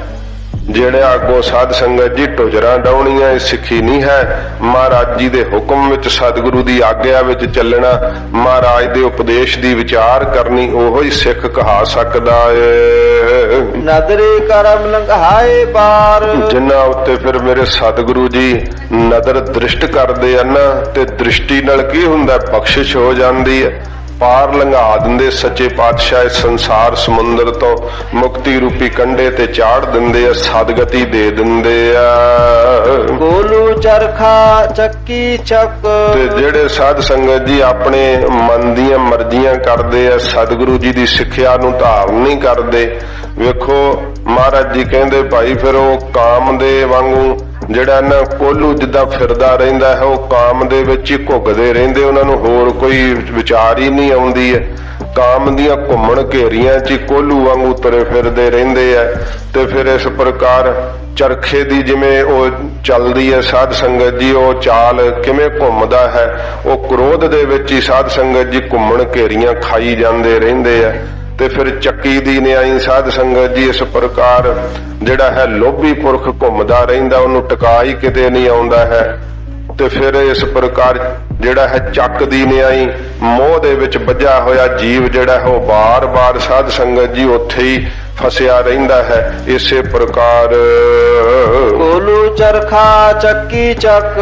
ਸਾਧ ਸੰਗਤ ਜੀ ਜਿਹੜੇ ਗੁਰੂ ਵਾਲੇ ਨਹੀਂ ਨਾ ਬਣਦੇ, ਨਾਮ ਨਹੀਂ ਜਪਦੇ, ਸੱਚੇ ਪਾਤਸ਼ਾਹ ਜੀ ਮਹਾਰਾਜ ਨੇ ਕਿਹਾ ਫਿਰ ਭਾਈ ਜਿੱਦਾਂ ਮਹਾਰਾਜ ਜੀ ਨੇ ਉਹ ਮਾਝ ਰਾਗ ਵਿੱਚ ਸਿੱਖਿਆ ਦਿੱਤੀ ਸੀਗੇ, ਭਾਈ ਗੰਨੇ ਦੀ ਵੇਖੋ ਕੀ ਹਾਲਤ ਹੁੰਦੀ ਹੈ ਤੇ ਤਿਲਾਂ ਦੀ ਵੇਖੋ ਕੀ ਹਾਲਤ ਹੁੰਦੀ ਹੈ। ਤੇ ਉਹ ਤਿਲਾਂ ਦੀ ਕੀ ਹਾਲਤ ਹੁੰਦੀ ਹੈ, ਕੋਲੂ ਦੇ ਵਿੱਚ ਦੀ ਨੂੜ ਕੇ ਤੇ ਉਹਦੀ ਫਿਰ ਇੱਕ ਬੰਨੇ ਖਲ ਨਿਕਲਦੀ, ਇੱਕ ਬੰਨੇ ਤੇਲ ਨਿਕਲਦਾ ਹੈ। ਜਿਹੜੇ ਭਾਈ ਗੁਰੂ ਸਾਹਿਬ ਦਾ ਭਜਨ ਨਹੀਂ ਕਰਦੇ, ਦਿੱਤਾ ਹੋਇਆ ਗੁਰੂ ਕਾ ਉਪਦੇਸ਼ ਨਹੀਂ ਕਮਾਉਂਦੇ, ਮਹਾਰਾਜ ਕਹਿੰਦੇ ਫਿਰ ਉਹਨਾਂ ਨੂੰ ਕੋਲੂ ਦੇ ਵਿੱਚ ਦੀ ਨਪੀੜ ਦਿੱਤਾ ਜਾਂਦਾ ਹੈ।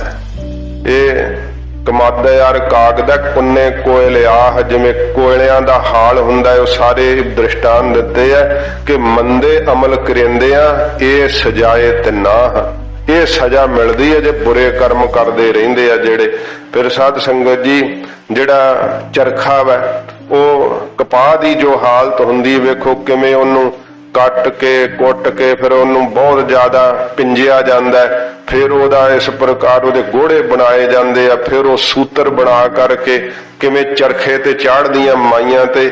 ਮਹਾਰਾਜ ਕਹਿੰਦੇ ਭਾਈ ਇਵੇਂ ਜੀਵ ਦੀ ਹਾਲਤ ਹੁੰਦੀ ਹੈ, ਇੰਨਾ ਉਹਨੂੰ ਉੱਤੇ ਕੁੱਟਿਆ ਮਾਰਿਆ ਜਾਂਦਾ। ਫਿਰ ਜਿਵੇਂ ਕਪਾਹ ਦੀ ਹਾਲਤ ਹੁੰਦੀ ਹੈ ਇਸ ਤਰ੍ਹਾਂ ਜੀਵ ਦੀ ਹਾਲਤ ਹੁੰਦੀ ਹੈ। ਫਿਰ ਜੰਮ ਦੇ ਸਜ਼ਾ ਰੂਪੀ ਚਰਖੇ ਤੇ ਚੜ ਕੇ ਸਜ਼ਾਵਾਂ ਭੋਗਣੀਆਂ ਪੈਂਦੀਆਂ ਨੇ। ਜਿਵੇਂ ਫਿਰ ਚੱਕੀ ਦੇ ਅੰਦਰ ਪੀ ਦਿੰਦੇ ਆ ਨਾ, ਐਵੇਂ ਮਹਾਰਾਜ ਕਹਿੰਦੇ ਭਾਈ ਪੀਸਿਆ ਜਾਵੇਂਗਾ ਜੇ ਤੂੰ ਵਾਹਿਗੁਰੂ ਦੀ ਬੰਦਗੀ ਨਾ ਕੀਤੀ ਤਾਂ। ਫਿਰ ਮਹਾਰਾਜ ਕਹਿੰਦੇ ਚੱਕ ਵਾ ਜਿਹੜਾ ਘੁਮਿਆਰ ਦਾ, ਕਿੰਨੇ ਭਾਂਡੇ ਬਣਾਈ ਜਾਂਦਾ, ਮੁੜ ਕੇ ਜੂਨੀਆਂ ਰੂਪੀ ਭਾਂਡੇ, ਸ਼ਰੀਰਾਂ ਰੂਪੀ ਭਾਂਡੇ ਹੀ ਮਿਲਣੇ ਆ ਨਾ ਬਾਰ-ਬਾਰ, ਜੇ ਭਜਨ ਨਾ ਕੀਤਾ ਤਾਂ। ਥਲ ਬਾਰੋਲੇ ਬਹੁਤ ਅਨੰਤ। ਫਿਰ ਮਹਾਰਾਜ ਕਹਿੰਦੇ ਜਿਵੇਂ ਥਰ ਬਾਰੋਲੇ ਬਹੁਤ ਅਨੰਤ, ਭਰਮ ਦੇ ਵਾਵ ਰੋਲੇ ਹੀ ਅੰਦਰ ਬਹੁਤੇ ਜ਼ਿਆਦੇ ਚੱਲਦੇ, ਜਿਨ੍ਹਾਂ ਦਾ ਕੋਈ ਅੰਤ ਨਹੀਂ, ਇੰਨਾ ਭਰਮ ਹੀ ਪਿਆ ਰਹਿੰਦਾ, ਟਿਕਾ ਆਉਂਦਾ ਹੀ ਨਹੀਂ। ਤੇ ਜੇ ਕੋਈ ਕਹੇ ਵੀ ਗੁਰੂ ਜੀ ਦਾ ਆਸਰਾ ਲੈ ਜੀ, ਬੜੀਆਂ ਅਰਦਾਸਾਂ ਕੀਤੀਆਂ ਬਸ ਕੋਈ ਨਹੀਂ ਜੀ, ਲਾਭ ਨਹੀਂ ਹੁੰਦਾ, ਜਾ ਪਈ ਫਿਰ ਤੂੰ ਰੁੱਖਾਂ ਜਠੇਰਿਆਂ ਜੋਗਾ ਹੀ ਹੈ। ਫਿਰ ਉੱਥੇ ਜਾ ਕੇ ਐਵੇਂ ਮੱਥੇ ਰਗੜਦੇ ਰਹਿੰਦੇ ਆ। ਉਹ ਭਰਮ ਦੇ ਵਾਵ ਰੋਲੇ ਹੀ ਸਾਧ ਸੰਗਤ ਜੀ ਅੰਦਰ ਪਏ ਰਹਿੰਦੇ ਆ, ਭਰਮ 'ਚ ਹੀ ਫਸੇ ਰਹਿੰਦੇ ਆ। ਤੇ ਮਹਾਰਾਜ ਕਹਿੰਦੇ ਕੋਈ ਅੰਤ ਹੀ ਨਹੀਂ, ਇੰਨਾ ਭਰਮ ਪਿਆ ਹੋਇਆ ਹੈ। ਲਾਟੂ ਮਾਤ ਹਾਣੀਆ ਅਨਗਾਹ। ਫਿਰ ਸਾਧ ਸੰਗਤ ਜੀ ਲਾਟੂ ਦੀ ਤਰ੍ਹਾਂ ਉਹ ਘੁੰਮਦੇ ਰਹਿੰਦੇ ਆ ਜੂਨੀਆਂ ਦੇ ਅੰਦਰ, ਕੋਈ ਉਹਨਾਂ ਨੂੰ ਇਸ ਪ੍ਰਕਾਰ ਟਿਕਾ ਨਹੀਂ ਹੁੰਦਾ। ਤੇ ਮਧਾਣੀਆਂ ਦੀ ਤਰ੍ਹਾਂ ਜਿਵੇਂ ਕਿਹਾ ਨਾ ਕਿ ਜਿਹੜੇ ਸਾਧ ਸੰਗਤ ਜੀ ਪਾਪੀ ਕਰਮ ਕਮਾਵਦੇ ਕਰਦੇ ਹਾਏ ਹਾਏ, ਨਾਨਕ ਜਿਉ ਮੱਥਨ ਮਧਾਣੀਆਂ ਤਿਉ ਮੱਥੈ ਧਰਮ ਰਾਏ। ਜਿਵੇਂ ਮਧਾਣੀਆਂ ਮੱਥ ਦਿੰਦੀਆਂ ਨਾ, ਮੱਖਣ ਕੱਢ ਦਿੰਦੀਆਂ, ਐਵੇਂ ਰਿੜਕ ਦਿੰਦਾ ਫਿਰ ਧਰਮ ਰਾਜਾ ਫੜ ਕਰਕੇ ਮਧਾਣੀ ਦੀ, ਜਿੱਦਾਂ ਪਾ ਕੇ ਚਾਟੀ 'ਚ ਦਹੀਂ ਨਹੀਂ ਰਿੜਕ ਦਈਦਾ। ਜਿਉ ਮੱਥਨ ਮਧਾਣੀਆਂ ਮਹਾਰਾਜ ਨੇ ਕਿਹਾ ਤਿਉ ਮੱਥੈ ਧਰਮ ਰਾਏ, ਤਿਵੇਂ ਮੱਥ ਦਿੰਦਾ ਫੜ ਕੇ, ਚਿੱਥ ਦਿੰਦਾ, ਰਗੜ ਦਿੰਦਾ ਫੜ ਕੇ ਧਰਮ ਰਾਜਾ। ਤੇ ਲਾਟੂ ਮਧਾਣੀਆਂ ਅਨਗਾਹ, ਜਿਵੇਂ ਗਾਹ ਪਾਇਆ ਜਾਂਦਾ ਨਾ, ਐਵੇਂ ਫਿਰ ਗਾਹ ਹੀ ਪਿਆ ਰਹਿੰਦਾ ਉਹਨਾਂ ਦੀ ਜ਼ਿੰਦਗੀ 'ਚ, ਉਹ ਕਰ ਲਓ, ਆਹ ਕਰ ਲਓ, ਫੜ ਲਓ, ਕਰ ਲਓ, ਦੀ ਜ਼ਿੰਦਗੀ ਲੰਘਦੀ, ਕੋਈ ਸ਼ਾਂਤੀ ਨਹੀਂ, ਕੋਈ ਸਕੂਨ ਨਹੀਂ। ਇਸ ਕਰਕੇ ਫਿਰ ਬਿਮਾਰੀਆਂ ਵੀ ਨਾਲ ਹੀ ਉੱਠ ਪੈਂਦੀਆਂ, ਕੋਈ ਸ਼ੂਗਰ ਹੋ ਗਈ, ਕੋਈ ਬਲੱਡ ਪ੍ਰੈਸ਼ਰ ਹੋ ਗਿਆ, ਕੋਈ ਹੋਰ ਬਿਮਾਰੀਆਂ ਚਿੰਬੜ ਪਈਆਂ। ਜਿੰਨਾ ਸਰੀਰ ਅਸ਼ਾਂਤ ਹੁੰਦਾ ਨਾ, ਉਹ ਸਾਧ ਸੰਗਤ ਜੀ ਘਰ ਵਿੱਚ ਖਲਾਰਾ ਪਿਆ ਹੋਇਆ ਤੇ ਕਹਿ ਹੀ ਦਿੰਦੇ ਕੀ ਗਾਹ ਪਾਇਆ ਤੁਸੀਂ। ਪਹਿਲਾਂ ਜਿਵੇਂ ਗਾਹਣ ਪਾਉਂਦੇ ਹੁੰਦੇ ਸੀ ਉਹ ਕਣਕ ਦੇ ਕੱਢਣ ਵਾਸਤੇ, ਇਸ ਤਰ੍ਹਾਂ ਜਿਹਦੇ ਅੰਦਰ ਸਾਧ ਸੰਗਤ ਜੀ ਵਿਸ਼ਿਆਂ ਵਿਕਾਰਾਂ ਦਾ ਖਲਾਰਾ ਹੀ ਪਿਆ ਹੋਇਆ ਹੈ, ਇਹ ਗਾਹ ਹੀ ਪਿਆ ਰਹਿੰਦਾ ਉਹਨਾਂ ਦੇ ਅੰਦਰ, ਕਿਉਂਕਿ ਦਰਵਾਜ਼ੇ ਖੁੱਲੇ ਛੱਡੋ ਤੇ ਬਾਹਰੋਂ ਹਨੇਰੀ ਨਾਲ ਫਿਰ ਮਿੱਟੀ ਘੱਟਾ ਪੈਣਾ ਹੀ ਹੈ ਨਾ। ਜਿਨ੍ਹਾਂ ਨੇ ਅੱਖਾਂ ਨੂੰ ਖੁੱਲਿਆਂ ਛੱਡ ਛੱਡਿਆ, ਜਿਹੜਾ ਮਰਜੀ ਰੂਪ ਵੇਖੀ ਜਾਣ, ਕੰਨ ਖੁੱਲੇ ਛੱਡ ਸਕੇ, ਜਿਹੜਾ ਮਰਜੀ ਗੰਦਾ ਗੀਤ ਸੁਣੀ ਜਾਣਾ, ਵਰਜਿਆ ਹੀ ਨਹੀਂ ਕੰਨਾਂ ਨੂੰ, ਤੇ ਫਿਰ ਵਿਕਾਰਾਂ ਰੂਪੀ ਮਿੱਟੀ ਅੰਦਰ ਪੈ ਜਾਂਦੀ ਹੈ, ਗਾਹ ਹੀ ਪੈ ਜਾਂਦਾ, ਖਲਾਰ ਹੀ ਪੈ ਜਾਂਦਾ ਅੰਦਰ। ਸਤਿਗੁਰੂ ਜੀ ਕਹਿੰਦੇ ਭਾਈ ਉਹਨਾਂ ਨੂੰ ਵੀ ਗਾਹਣ ਦੀ ਤਰ੍ਹਾਂ ਗਾਹ ਹੀ ਦਿੰਦਾ ਫਿਰ ਧਰਮ ਰਾਜਾ। ਪੰਖੀ ਭੌਂਦੀਆ ਲੈਣ ਨ ਸਾਹ, ਪੰਛੀਆਂ ਦੀਆਂ ਜੂਨਾਂ ਵਿੱਚ ਵੀ ਭੌਂਦੇ ਫਿਰਨਗੇ, ਲੈਣ ਨਾ ਸਾਹ, ਟਿਕਣਾ ਨਹੀਂ ਮਿਲਣਗਾ। ਇੱਕ ਜੂਨ ਚੋਂ ਨਿਕਲਿਆ ਚੱਲ ਦੂਜੀ ਤਿਆਰ ਨਾਲ ਹੀ, ਵੀ ਤੂੰ ਆਹ ਕਰਮ ਕੀਤਾ ਸੀ ਇਹਦੇ ਬਦਲੇ ਹੁਣ ਆਹ ਜੂਨ। ਕਈ ਵਾਰੀ ਨਾ ਕਈ ਜੇਲ੍ਹ ਚੋਂ ਸਜ਼ਾ ਭੋਗ ਕੇ ਜਦੋਂ ਸਜ਼ਾ ਪੂਰੀ ਹੁੰਦੀ ਹੈ ਬਾਹਰ ਆਉਂਦੇ, ਅੱਗੇ ਪੁਲਿਸ ਪਹਿਲਾਂ ਹੀ ਖੜੀ ਹੁੰਦੀ, ਉਹ ਪਹਿਲਾ ਗੁਨਾਹ ਹੀ ਤੇਰਾ ਆ ਜਾ, ਫਿਰ ਉਹ ਕੇਸ ਪਾ ਕੇ ਫਿਰ ਜੇਲ੍ਹ 'ਚ ਠੋਕ ਦਿੰਦੇ ਆ। ਇਸ ਤਰ੍ਹਾਂ ਸਾਧ ਸੰਗਤ ਜੀ ਗੁਨਾਹਾਂ ਦੀ ਲੜੀ ਹੈ। ਜੀਵ ਜੇ ਤੂੰ ਗੁਨਾਹ ਕਰਨੋਂ ਹਟਦਾ ਨਹੀਂ, ਹੁਣ ਤਾਂ ਸੋਚੀ ਜਾਂਦਾ ਕਿ ਕੌਣ ਵੇਖਦਾ, ਕੀ ਗੱਲ ਹੈ, ਕੋਈ ਪਰਵਾਹ ਹੀ ਨਹੀਂ। ਇੱਕ ਤੇ ਇੱਕ ਰਾਤ ਦਿਨ ਗੁਨਾਹਾਂ ਦੀਆਂ ਪੰਡਾਂ ਹੀ ਪਾਈ ਜਾਂਦਾ, ਪਰ ਵੇਖ ਲੈ ਪੰਖੀ ਭੌਂਦੀਆਂ ਲੈਣ ਨਾ ਸਾਹ, ਪੰਛੀਆਂ ਦੀਆਂ ਜੂਨਾਂ ਵਿੱਚ ਹੀ ਭੌਂਇਆ ਜਾਏਗਾ, ਸਾਹ ਨਹੀਂ ਤੈਨੂੰ ਲੈਣਾ ਮਿਲੇਗਾ। ਸੂਆ ਚਾੜ ਭਵਾਈਆ ਹੈ ਜੰਤ, ਫਿਰ ਮਾਤਾ ਦੇ ਗਰਭ ਰੂਪੀ ਸੂਏ ਤੇ ਚਾੜ ਕੇ ਤੈਨੂੰ ਭਵਾਇਆ ਜਾਵੇਗਾ। ਕਈ ਵਾਰੀ ਗਰਭ ਹੀ ਖਿਰ ਜਾਂਦੇ ਭਾਵ ਡਿੱਗ ਜਾਂਦੇ ਐ। ਇਸ ਪ੍ਰਕਾਰ ਸਾਧ ਸੰਗਤ ਜੀ ਜਿਹੜੇ ਗਰਭ ਦੇ ਦੁੱਖਾਂ ਨੂੰ ਸਹਾਰਦੇ ਐ ਤੇ ਪਰ ਜਨਮ ਨਹੀਂ ਲੈਣਾ ਮਿਲਦਾ, ਮਾਤਾ ਦੇ ਗਰਭ ਤੋਂ ਪਹਿਲਾਂ ਹੀ ਜਨਮ ਲੈਣ ਤੋਂ ਮਰ ਜਾਂਦੇ ਆ, ਕਿਉਂਕਿ ਉਹਨਾਂ ਨੂੰ ਉਹ ਸਜ਼ਾ ਹੁੰਦੀ ਹੈ ਕਿ ਮਾਤਾ ਦੇ ਉਦਰ ਦੇ ਤੁਸੀਂ ਦੁੱਖ ਭੋਗਣੇ ਆ। ਸੂਏ ਚਾੜ ਭਵਾਈਐ ਜੰਤ, ਮਾਤਾ ਦੇ ਉਦਰ ਦੇ ਜਿਹੜੇ ਦੁੱਖ ਵੈ ਨਾ ਇਹ ਗਿਣੇ ਨਹੀਂ ਜਾਂਦੇ, ਬੜੇ ਉੱਥੇ ਜ਼ਿਆਦੇ ਦੁੱਖ ਵੈ। ਪੁੱਠਾ ਲਟਕਦਾ ਹੁੰਦਾ ਤੇ ਮਾਤਾ ਦਾ ਸਾਰਾ ਸਾਧ ਸੰਗਤ ਜੀ ਜਿਹੜੀ ਗੰਦਗੀ ਹੈ ਇਹ ਉਹਦੀ ਨਾਸ਼ਕਾਂ ਦੇ ਅੱਗੋਂ ਦੀ ਲੰਘਦੀ, ਇੰਨਾ ਦੁਖੀ ਹੁੰਦਾ ਹੈ। ਉੱਥੇ ਪਰਮੇਸ਼ਰ ਦਾ ਭਜਨ ਕਰਦਾ ਕਿ ਮਹਾਰਾਜ ਮੈਨੂੰ ਜਨਮ ਦੇ ਦੇ, ਮੈਂ ਕਿਰਤ ਕਰਕੇ ਦਸਵੰਧ ਦਿਆ ਕਰਾਂਗਾ ਤੇ ਤੇਰਾ ਨਾਮ ਸਵਾਸ ਜਪਾਂਗਾ, ਇੱਕ ਵਾਰ ਵੀ ਨਹੀਂ ਵਿਸਾਰਾਂਗਾ। ਤੇ ਮਹਾਰਾਜ ਕਹਿੰਦੇ ਵੇਖ ਲੈ ਤੂੰ ਉਸ ਸੂਏ ਦੇ ਉੱਤੇ ਚੜਿਆ ਤੇ ਤੂੰ ਭੁਆਇਆ ਜਾਏਗਾ ਬਾਰ-ਬਾਰ। ਉਹ ਬੜਾ ਜ਼ਿਆਦਾ ਨਰਕੀ ਮੰਨਿਆ, ਉਹ ਵੀ ਕੁੰਭੀ ਨਰਕ, ਤੇ ਮਾਤਾ ਦੇ ਉਦਰ ਰੂਪੀ ਇਸ ਪ੍ਰਕਾਰ ਸੂਏ ਤੇ ਚੜਾ ਕਰਕੇ ਫਿਰ ਭੁਆਇਆ ਜਾਵੇਂਗਾ, ਗਰਭ ਜੂਨੀਆਂ 'ਚ ਬਾਰ-ਬਾਰ ਆਵੇਂਗਾ। ਨਾਨਕ ਭੌਂਦਿਆ ਗਣਤ ਨਾ ਅੰਤ, ਸਤਿਗੁਰੂ ਜੀ ਕਹਿੰਦੇ ਜੂਨਿਆਂ ਵਿੱਚ ਭੌਂਦਿਆਂ ਹੋਇਆਂ ਫਿਰ ਗਿਣਤੀ ਦਾ ਕੋਈ ਅੰਤ ਆਉਣਾ ਹੈ। ਜਿਹੜੇ ਕਰਮ ਕੀਤੇ ਆ ਨਾ, ਜੇ ਮੰਨ ਲਓ ਗਧੇ ਦੀ ਜੂਨ ਇੱਕ ਭੋਗ ਆਇਆ ਤੇ ਜੇ ਗਧੇ ਵਰਗੇ ਕਈ ਕਰਮ ਕੀਤੇ, ਕਹਿੰਦੇ ਵੀ ਤੂੰ ਇੰਨੇ ਜਿਹੜੀਆਂ ਜੂਨਾਂ ਇਹ ਗਧੇ ਦੀਆਂ ਹੀ ਭੋਗਣੀਆਂ ਨੇ। ਫਿਰ ਮਰ ਕੇ ਫਿਰ ਜਦੋਂ ਛੁੱਟਦਾ ਫਿਰ ਗਧਾ ਬਣ ਕੇ ਫਿਰ ਜੰਮ ਪੈਂਦਾ ਹੈ। ਇਸ ਤਰ੍ਹਾਂ ਦੀਆਂ ਮਹਾਰਾਜ ਸਾਹਿਬ ਜੀ ਕਹਿੰਦੇ ਆ ਭਾਈ ਜਦੋਂ ਜੀਵ ਦੇ ਕੀਤੇ ਹੋਏ ਕਰਮ ਹੈ ਨਾ ਤੇ ਭੌਂਦਿਆਂ ਗਣਤ ਨਾ ਅੰਤ, ਇਹਨਾਂ ਨੂੰ ਭੌਂਦਿਆਂ ਹੋਇਆਂ ਨੂੰ ਫਿਰ ਜੂਨਾਂ ਵਿੱਚ ਗਿਣਤੀ ਦਾ ਕੋਈ ਅੰਤ ਨਹੀਂ ਆਉਂਦਾ ਹੈ। ਬੰਧਨ ਬੰਧ ਭਵਾਏ ਸੋਏ, ਬੰਧਨਾਂ ਦੇ ਬੱਝੇ ਹੋਏ, ਇਹ ਕਰਤਾ ਭੁਗਤਾ ਦੇ ਹੰਗਤਾ ਦੇ ਬੰਧਨ ਹੀ ਹਨ। ਕਾਮ ਕ੍ਰੋਧ ਦੇ ਬੰਧਨਾਂ ਵਿੱਚ ਬੱਝੇ ਹੋਏ, ਮਾਇਆ ਦੇ ਬੰਧਨਾਂ ਵਿੱਚ ਬੱਝੇ ਹੋਏ ਜੀਵ ਜਿਹੜੇ ਆ ਭਵਾਏ ਜਾਂਦੇ ਆ ਜੂਨਾਂ ਦੇ ਅੰਦਰ। ਪਿਆ ਕਿਰਤ ਨੱਚਾ ਸਭ ਕੋਈ, ਮਹਾਰਾਜ ਕਹਿੰਦੇ ਪਿਆ ਹੋਇਆ ਹੈ ਕਿਰਤ ਮੱਥੇ ਦੇ ਉੱਤੇ ਲੇਖ, ਹਰ ਕੋਈ ਇਸ ਪ੍ਰਕਾਰ ਨੱਚ ਰਿਹਾ, ਕੋਈ ਮਾਇਆ 'ਚ ਨੱਚ ਰਿਹਾ, ਕੋਈ ਪਦਾਰਥਾਂ 'ਚ ਨੱਚ ਰਿਹਾ, ਕੋਈ ਵਿਕਾਰਾਂ ਦਾ ਨਚਾਇਆ ਨੱਚ ਰਿਹਾ ਏ। ਨੱਚ ਨੱਚ ਹੱਸਹਿ ਚੱਲਹਿ ਸੇ ਰੋਏ, ਸਾਧ ਸੰਗਤ ਜੀ ਜਿਹੜੇ ਇਸ ਪ੍ਰਕਾਰ ਪਦਾਰਥਾਂ ਦੇ ਅੰਦਰ ਰਹਿੰਦੇ ਤੇ ਹਨ ਪਰ ਵਾਹਿਗੁਰੂ ਦਾ ਨਿਰਣਾ ਕਰਨ ਰੂਪੀ ਨਾਚ ਨੱਚਦੇ ਆ, ਉਹ ਪਦਾਰਥਾਂ ਵਿੱਚ ਰਹਿੰਦੇ ਹੋਏ ਹੱਸਦੇ ਆ ਕਿ ਵੀ ਪਦਾਰਥ ਤਾਂ ਹੋਏ ਹੀ ਹੈ। ਵਾਹਿਗੁਰੂ ਦਾ ਨਾਮ ਜਪਦੇ ਹੋਏ ਉਹਨਾਂ ਨੂੰ ਖੇੜਾ ਮਿਲ ਜਾਂਦਾ ਹੈ। ਤੇ ਜਦੋਂ ਸਾਧ ਸੰਗਤ ਜੀ ਚੱਲਦੇ ਆ ਸੰਸਾਰ ਤੋਂ, ਉਹਨਾਂ ਨੂੰ ਫਿਰ ਪਤਾ ਹੁੰਦਾ ਹੈ ਕਿ ਭਈ ਪਦਾਰਥ ਤਾਂ ਨਾਲ ਨਹੀਂ ਨਿਭਦੇ, ਫਿਰ ਹੱਸਦੇ ਹੋਏ ਚਲੇ ਜਾਂਦੇ ਆ ਸੰਸਾਰ ਦੇ ਅੰਦਰੋਂ ਸਰੂਪ ਰੂਪੀ ਘਰ ਦੇ ਅੰਦਰ। ਪਰ ਜਿਹੜੇ ਪਦਾਰਥਾਂ ਵਿੱਚ ਨਾਚ ਨੱਚਦੇ ਰਹਿੰਦੇ ਆ, ਨੱਚ ਨੱਚ ਹੱਸੇ, ਉਹ ਪਦਾਰਥਾਂ ਨੂੰ ਪ੍ਰਾਪਤ ਕਰਦੇ ਆ ਨਾ, ਜਦੋਂ ਮਾਇਆ ਆਉਂਦੀ ਹੈ ਫਿਰ ਕਿਤੇ ਹਾਸਾ ਆਉਂਦਾ ਅੰਦਰ, ਬੜਾ ਆਨੰਦ ਆਉਂਦਾ ਕਿ ਵੀ ਆ ਤਾਂ ਕਮਾਲ ਹੀ ਹੋ ਗਈ, ਬੜਾ ਜੀ ਲੱਗਦਾ ਸੰਸਾਰ ਵਿੱਚ। ਫਿਰ ਤੇ ਮਾਇਆ ਦੇ ਘਟਣ ਕਰਕੇ, ਨਾਸ਼ ਹੋਣੇ ਕਰਕੇ ਉਹ ਪ੍ਰਾਮ ਹੁੰਦਾ, ਉਦਾਸ ਹੋ ਜਾਂਦਾ। ਪਦਾਰਥ ਆਉਂਦੇ ਆ ਬੜੇ ਜ਼ਿਆਦੇ, ਭਾਵੇਂ ਕਿਸੇ ਤਰ੍ਹਾਂ ਵੀ ਆਉਣ, ਤੇ ਉਹ ਪਦਾਰਥਾਂ ਦੇ ਆਉਣ ਕਰਕੇ ਤੇ ਪਦਾਰਥਾਂ ਦੇ ਵਿੱਚ ਨੱਚਦਾ, ਮਾਇਆ ਵਿੱਚ ਨੱਚਦਾ, ਬੜਾ ਹੱਸਦਾ ਹੈ।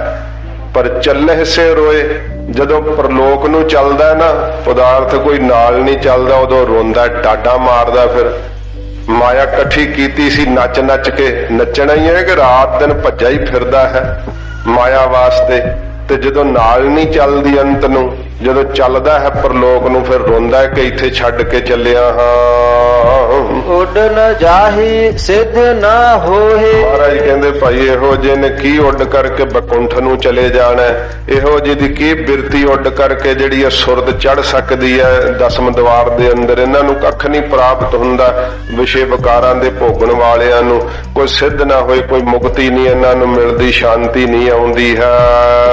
ਨੱਚਣ ਕੁੱਦਣ ਮਨ ਕਾ ਚਾਓ। ਇਹ ਪਦਾਰਥਾਂ ਵਿੱਚ ਨੱਚਣਾ, ਮਾਇਆ ਦੀ ਪ੍ਰਾਪਤੀ ਵਾਸਤੇ ਨੱਚਣਾ। ਮਹਾਰਾਜ ਕਹਿੰਦੇ ਜਿਹੜਾ ਇਹ ਕੁੱਦਣਾ ਹੈ, ਭਾਵ ਬਹੁਤ ਜ਼ਿਆਦਾ ਲਾਲਚ ਵਿੱਚ ਆਉਣਾ, ਇਹ ਮਨ ਦਾ ਹੀ ਚਾਵ ਹੈ। ਲੋਭ ਤਾਂ ਮਹਾਰਾਜ ਕਹਿੰਦੇ ਭਾਈ ਕੁਝ ਨਹੀਂ ਸਵਾਰਦਾ, ਲੋਭ ਨਾਲ ਪਾਪ ਬਿਰਤੀ ਸਗੋਂ ਜਾਗਦੀ ਹੈ। ਪਦਾਰਥਾਂ ਵਿੱਚ ਨੱਚਣਾ ਜਿਹੜਾ ਮਨ ਨੂੰ ਹੀ ਉਤਸ਼ਾਹਿਤ ਕਰਦਾ ਹੈ ਤੇ ਪਰਮੇਸ਼ਰ ਵੱਲੋਂ ਭੁਲਾ ਦਿੰਦਾ ਏ। ਨਾਨਕ ਜਿਨ ਮਨ ਭਾਉ ਤਿਨਾ ਮਨ ਭਾਉ। ਜਿਨ੍ਹਾਂ ਦੇ ਮਨ ਅੰਦਰ ਵਾਹਿਗੁਰੂ ਦਾ ਡਰ ਵਸਦਾ ਨਾ, ਉਹ ਬੁਰਾ ਕਰਮ ਨਹੀਂ ਕਰਦੇ, ਫਿਰ ਉਹਨਾਂ ਨੂੰ ਵਾਹਿਗੁਰੂ ਜੀ ਦਾ ਪਿਆਰ ਲੱਗ ਜਾਂਦਾ ਏ। ਗੁਰੂ ਨਾਨਕ ਸਾਹਿਬ ਜੀ ਮਹਾਰਾਜ ਹਜੂਰ ਕਹਿੰਦੇ ਆ, ਨਾਨਕ ਜਿਨ ਮਨ ਭਾਉ ਤਿਨਾ ਮਨ ਭਾਉ। ਇਹ ਸਤਿਗੁਰੂ ਕਹਿੰਦੇ ਜਿਨ੍ਹਾਂ ਦੇ ਮਨ ਦੇ ਅੰਦਰ ਮੇਰੇ ਵਾਹਿਗੁਰੂ ਦਾ ਡਰ ਪੈ ਗਿਆ, ਉਹਨਾਂ ਨੂੰ ਮੇਰੇ ਵਾਹਿਗੁਰੂ ਜੀ ਦਾ ਪਿਆਰ ਲੱਗ ਜਾਂਦਾ ਏ। ਪੌੜੀ ਪੌੜੀ ਦੁਆਰਾ ਹੁਣ ਮਹਾਰਾਜ ਬਖਸ਼ਿਸ਼ ਕਰਦੇ ਆ, ਤਾਂ ਥੋੜੇ ਸਮੇਂ 'ਚ ਆਪਾਂ ਹੁਣ ਸਮਾਪਤੀ ਕਰਾਂਗੇ। ਨਾਉ ਤੇਰਾ ਨਿਰੰਕਾਰ ਹੈ। ਸੱਚੇ ਪਾਤਸ਼ਾਹ ਜੀ ਪੌੜੀ ਵਿੱਚ ਕਹਿੰਦੇ ਹੈ, ਵਾਹਿਗੁਰੂ ਤੇਰਾ ਨਾਮ ਨਿਰੰਕਾਰ ਹੈ, ਤੂੰ ਆਕਾਰਾਂ ਤੋਂ ਰਹਿਤ ਹੈ, ਕਿਹੜਾ ਆਕਾਰ ਤੇਰਾ ਕਥਨ ਕਰੀਏ। ਮਹਾਰਾਜ ਤੇਰਾ ਨਾਮ ਨਿਰੰਕਾਰ ਹੈ, ਮਾਇਕੀ ਆਕਾਰਾਂ ਤੋਂ ਤੂੰ ਰਹਿਤ ਹੈ। ਨਾਇ ਲਈਆ ਨਰਕ ਨ ਜਾਈਆ। ਪਰ ਇਹ ਗੱਲ ਹੈ ਕਿ ਤੇਰੇ ਨਾਮ ਵਿੱਚ ਐਡੀ ਬਰਕਤ ਵਾ, ਐਡੀ ਸ਼ਕਤੀ ਹੈ ਕਿ ਜਿਹੜਾ ਤੇਰਾ ਨਾਮ ਲੈਂਦਾ ਨਾ ਉਹ ਨਰਕਾਂ ਨੂੰ ਨਹੀਂ ਜਾਂਦਾ ਹੈ। ਤੇਰੇ ਨਾਮ ਦੇ ਲੈਣੇ ਕਰਕੇ, ਤੇਰੇ ਨਾਮ ਦੇ ਉਚਾਰਨੇ ਕਰਕੇ ਨਰਕਾਂ ਵਿੱਚ ਨਹੀਂ ਜਾਈਦਾ ਹੈ। ਜੀਉ ਪਿੰਡ ਸਭ ਦਿਸਦਾ।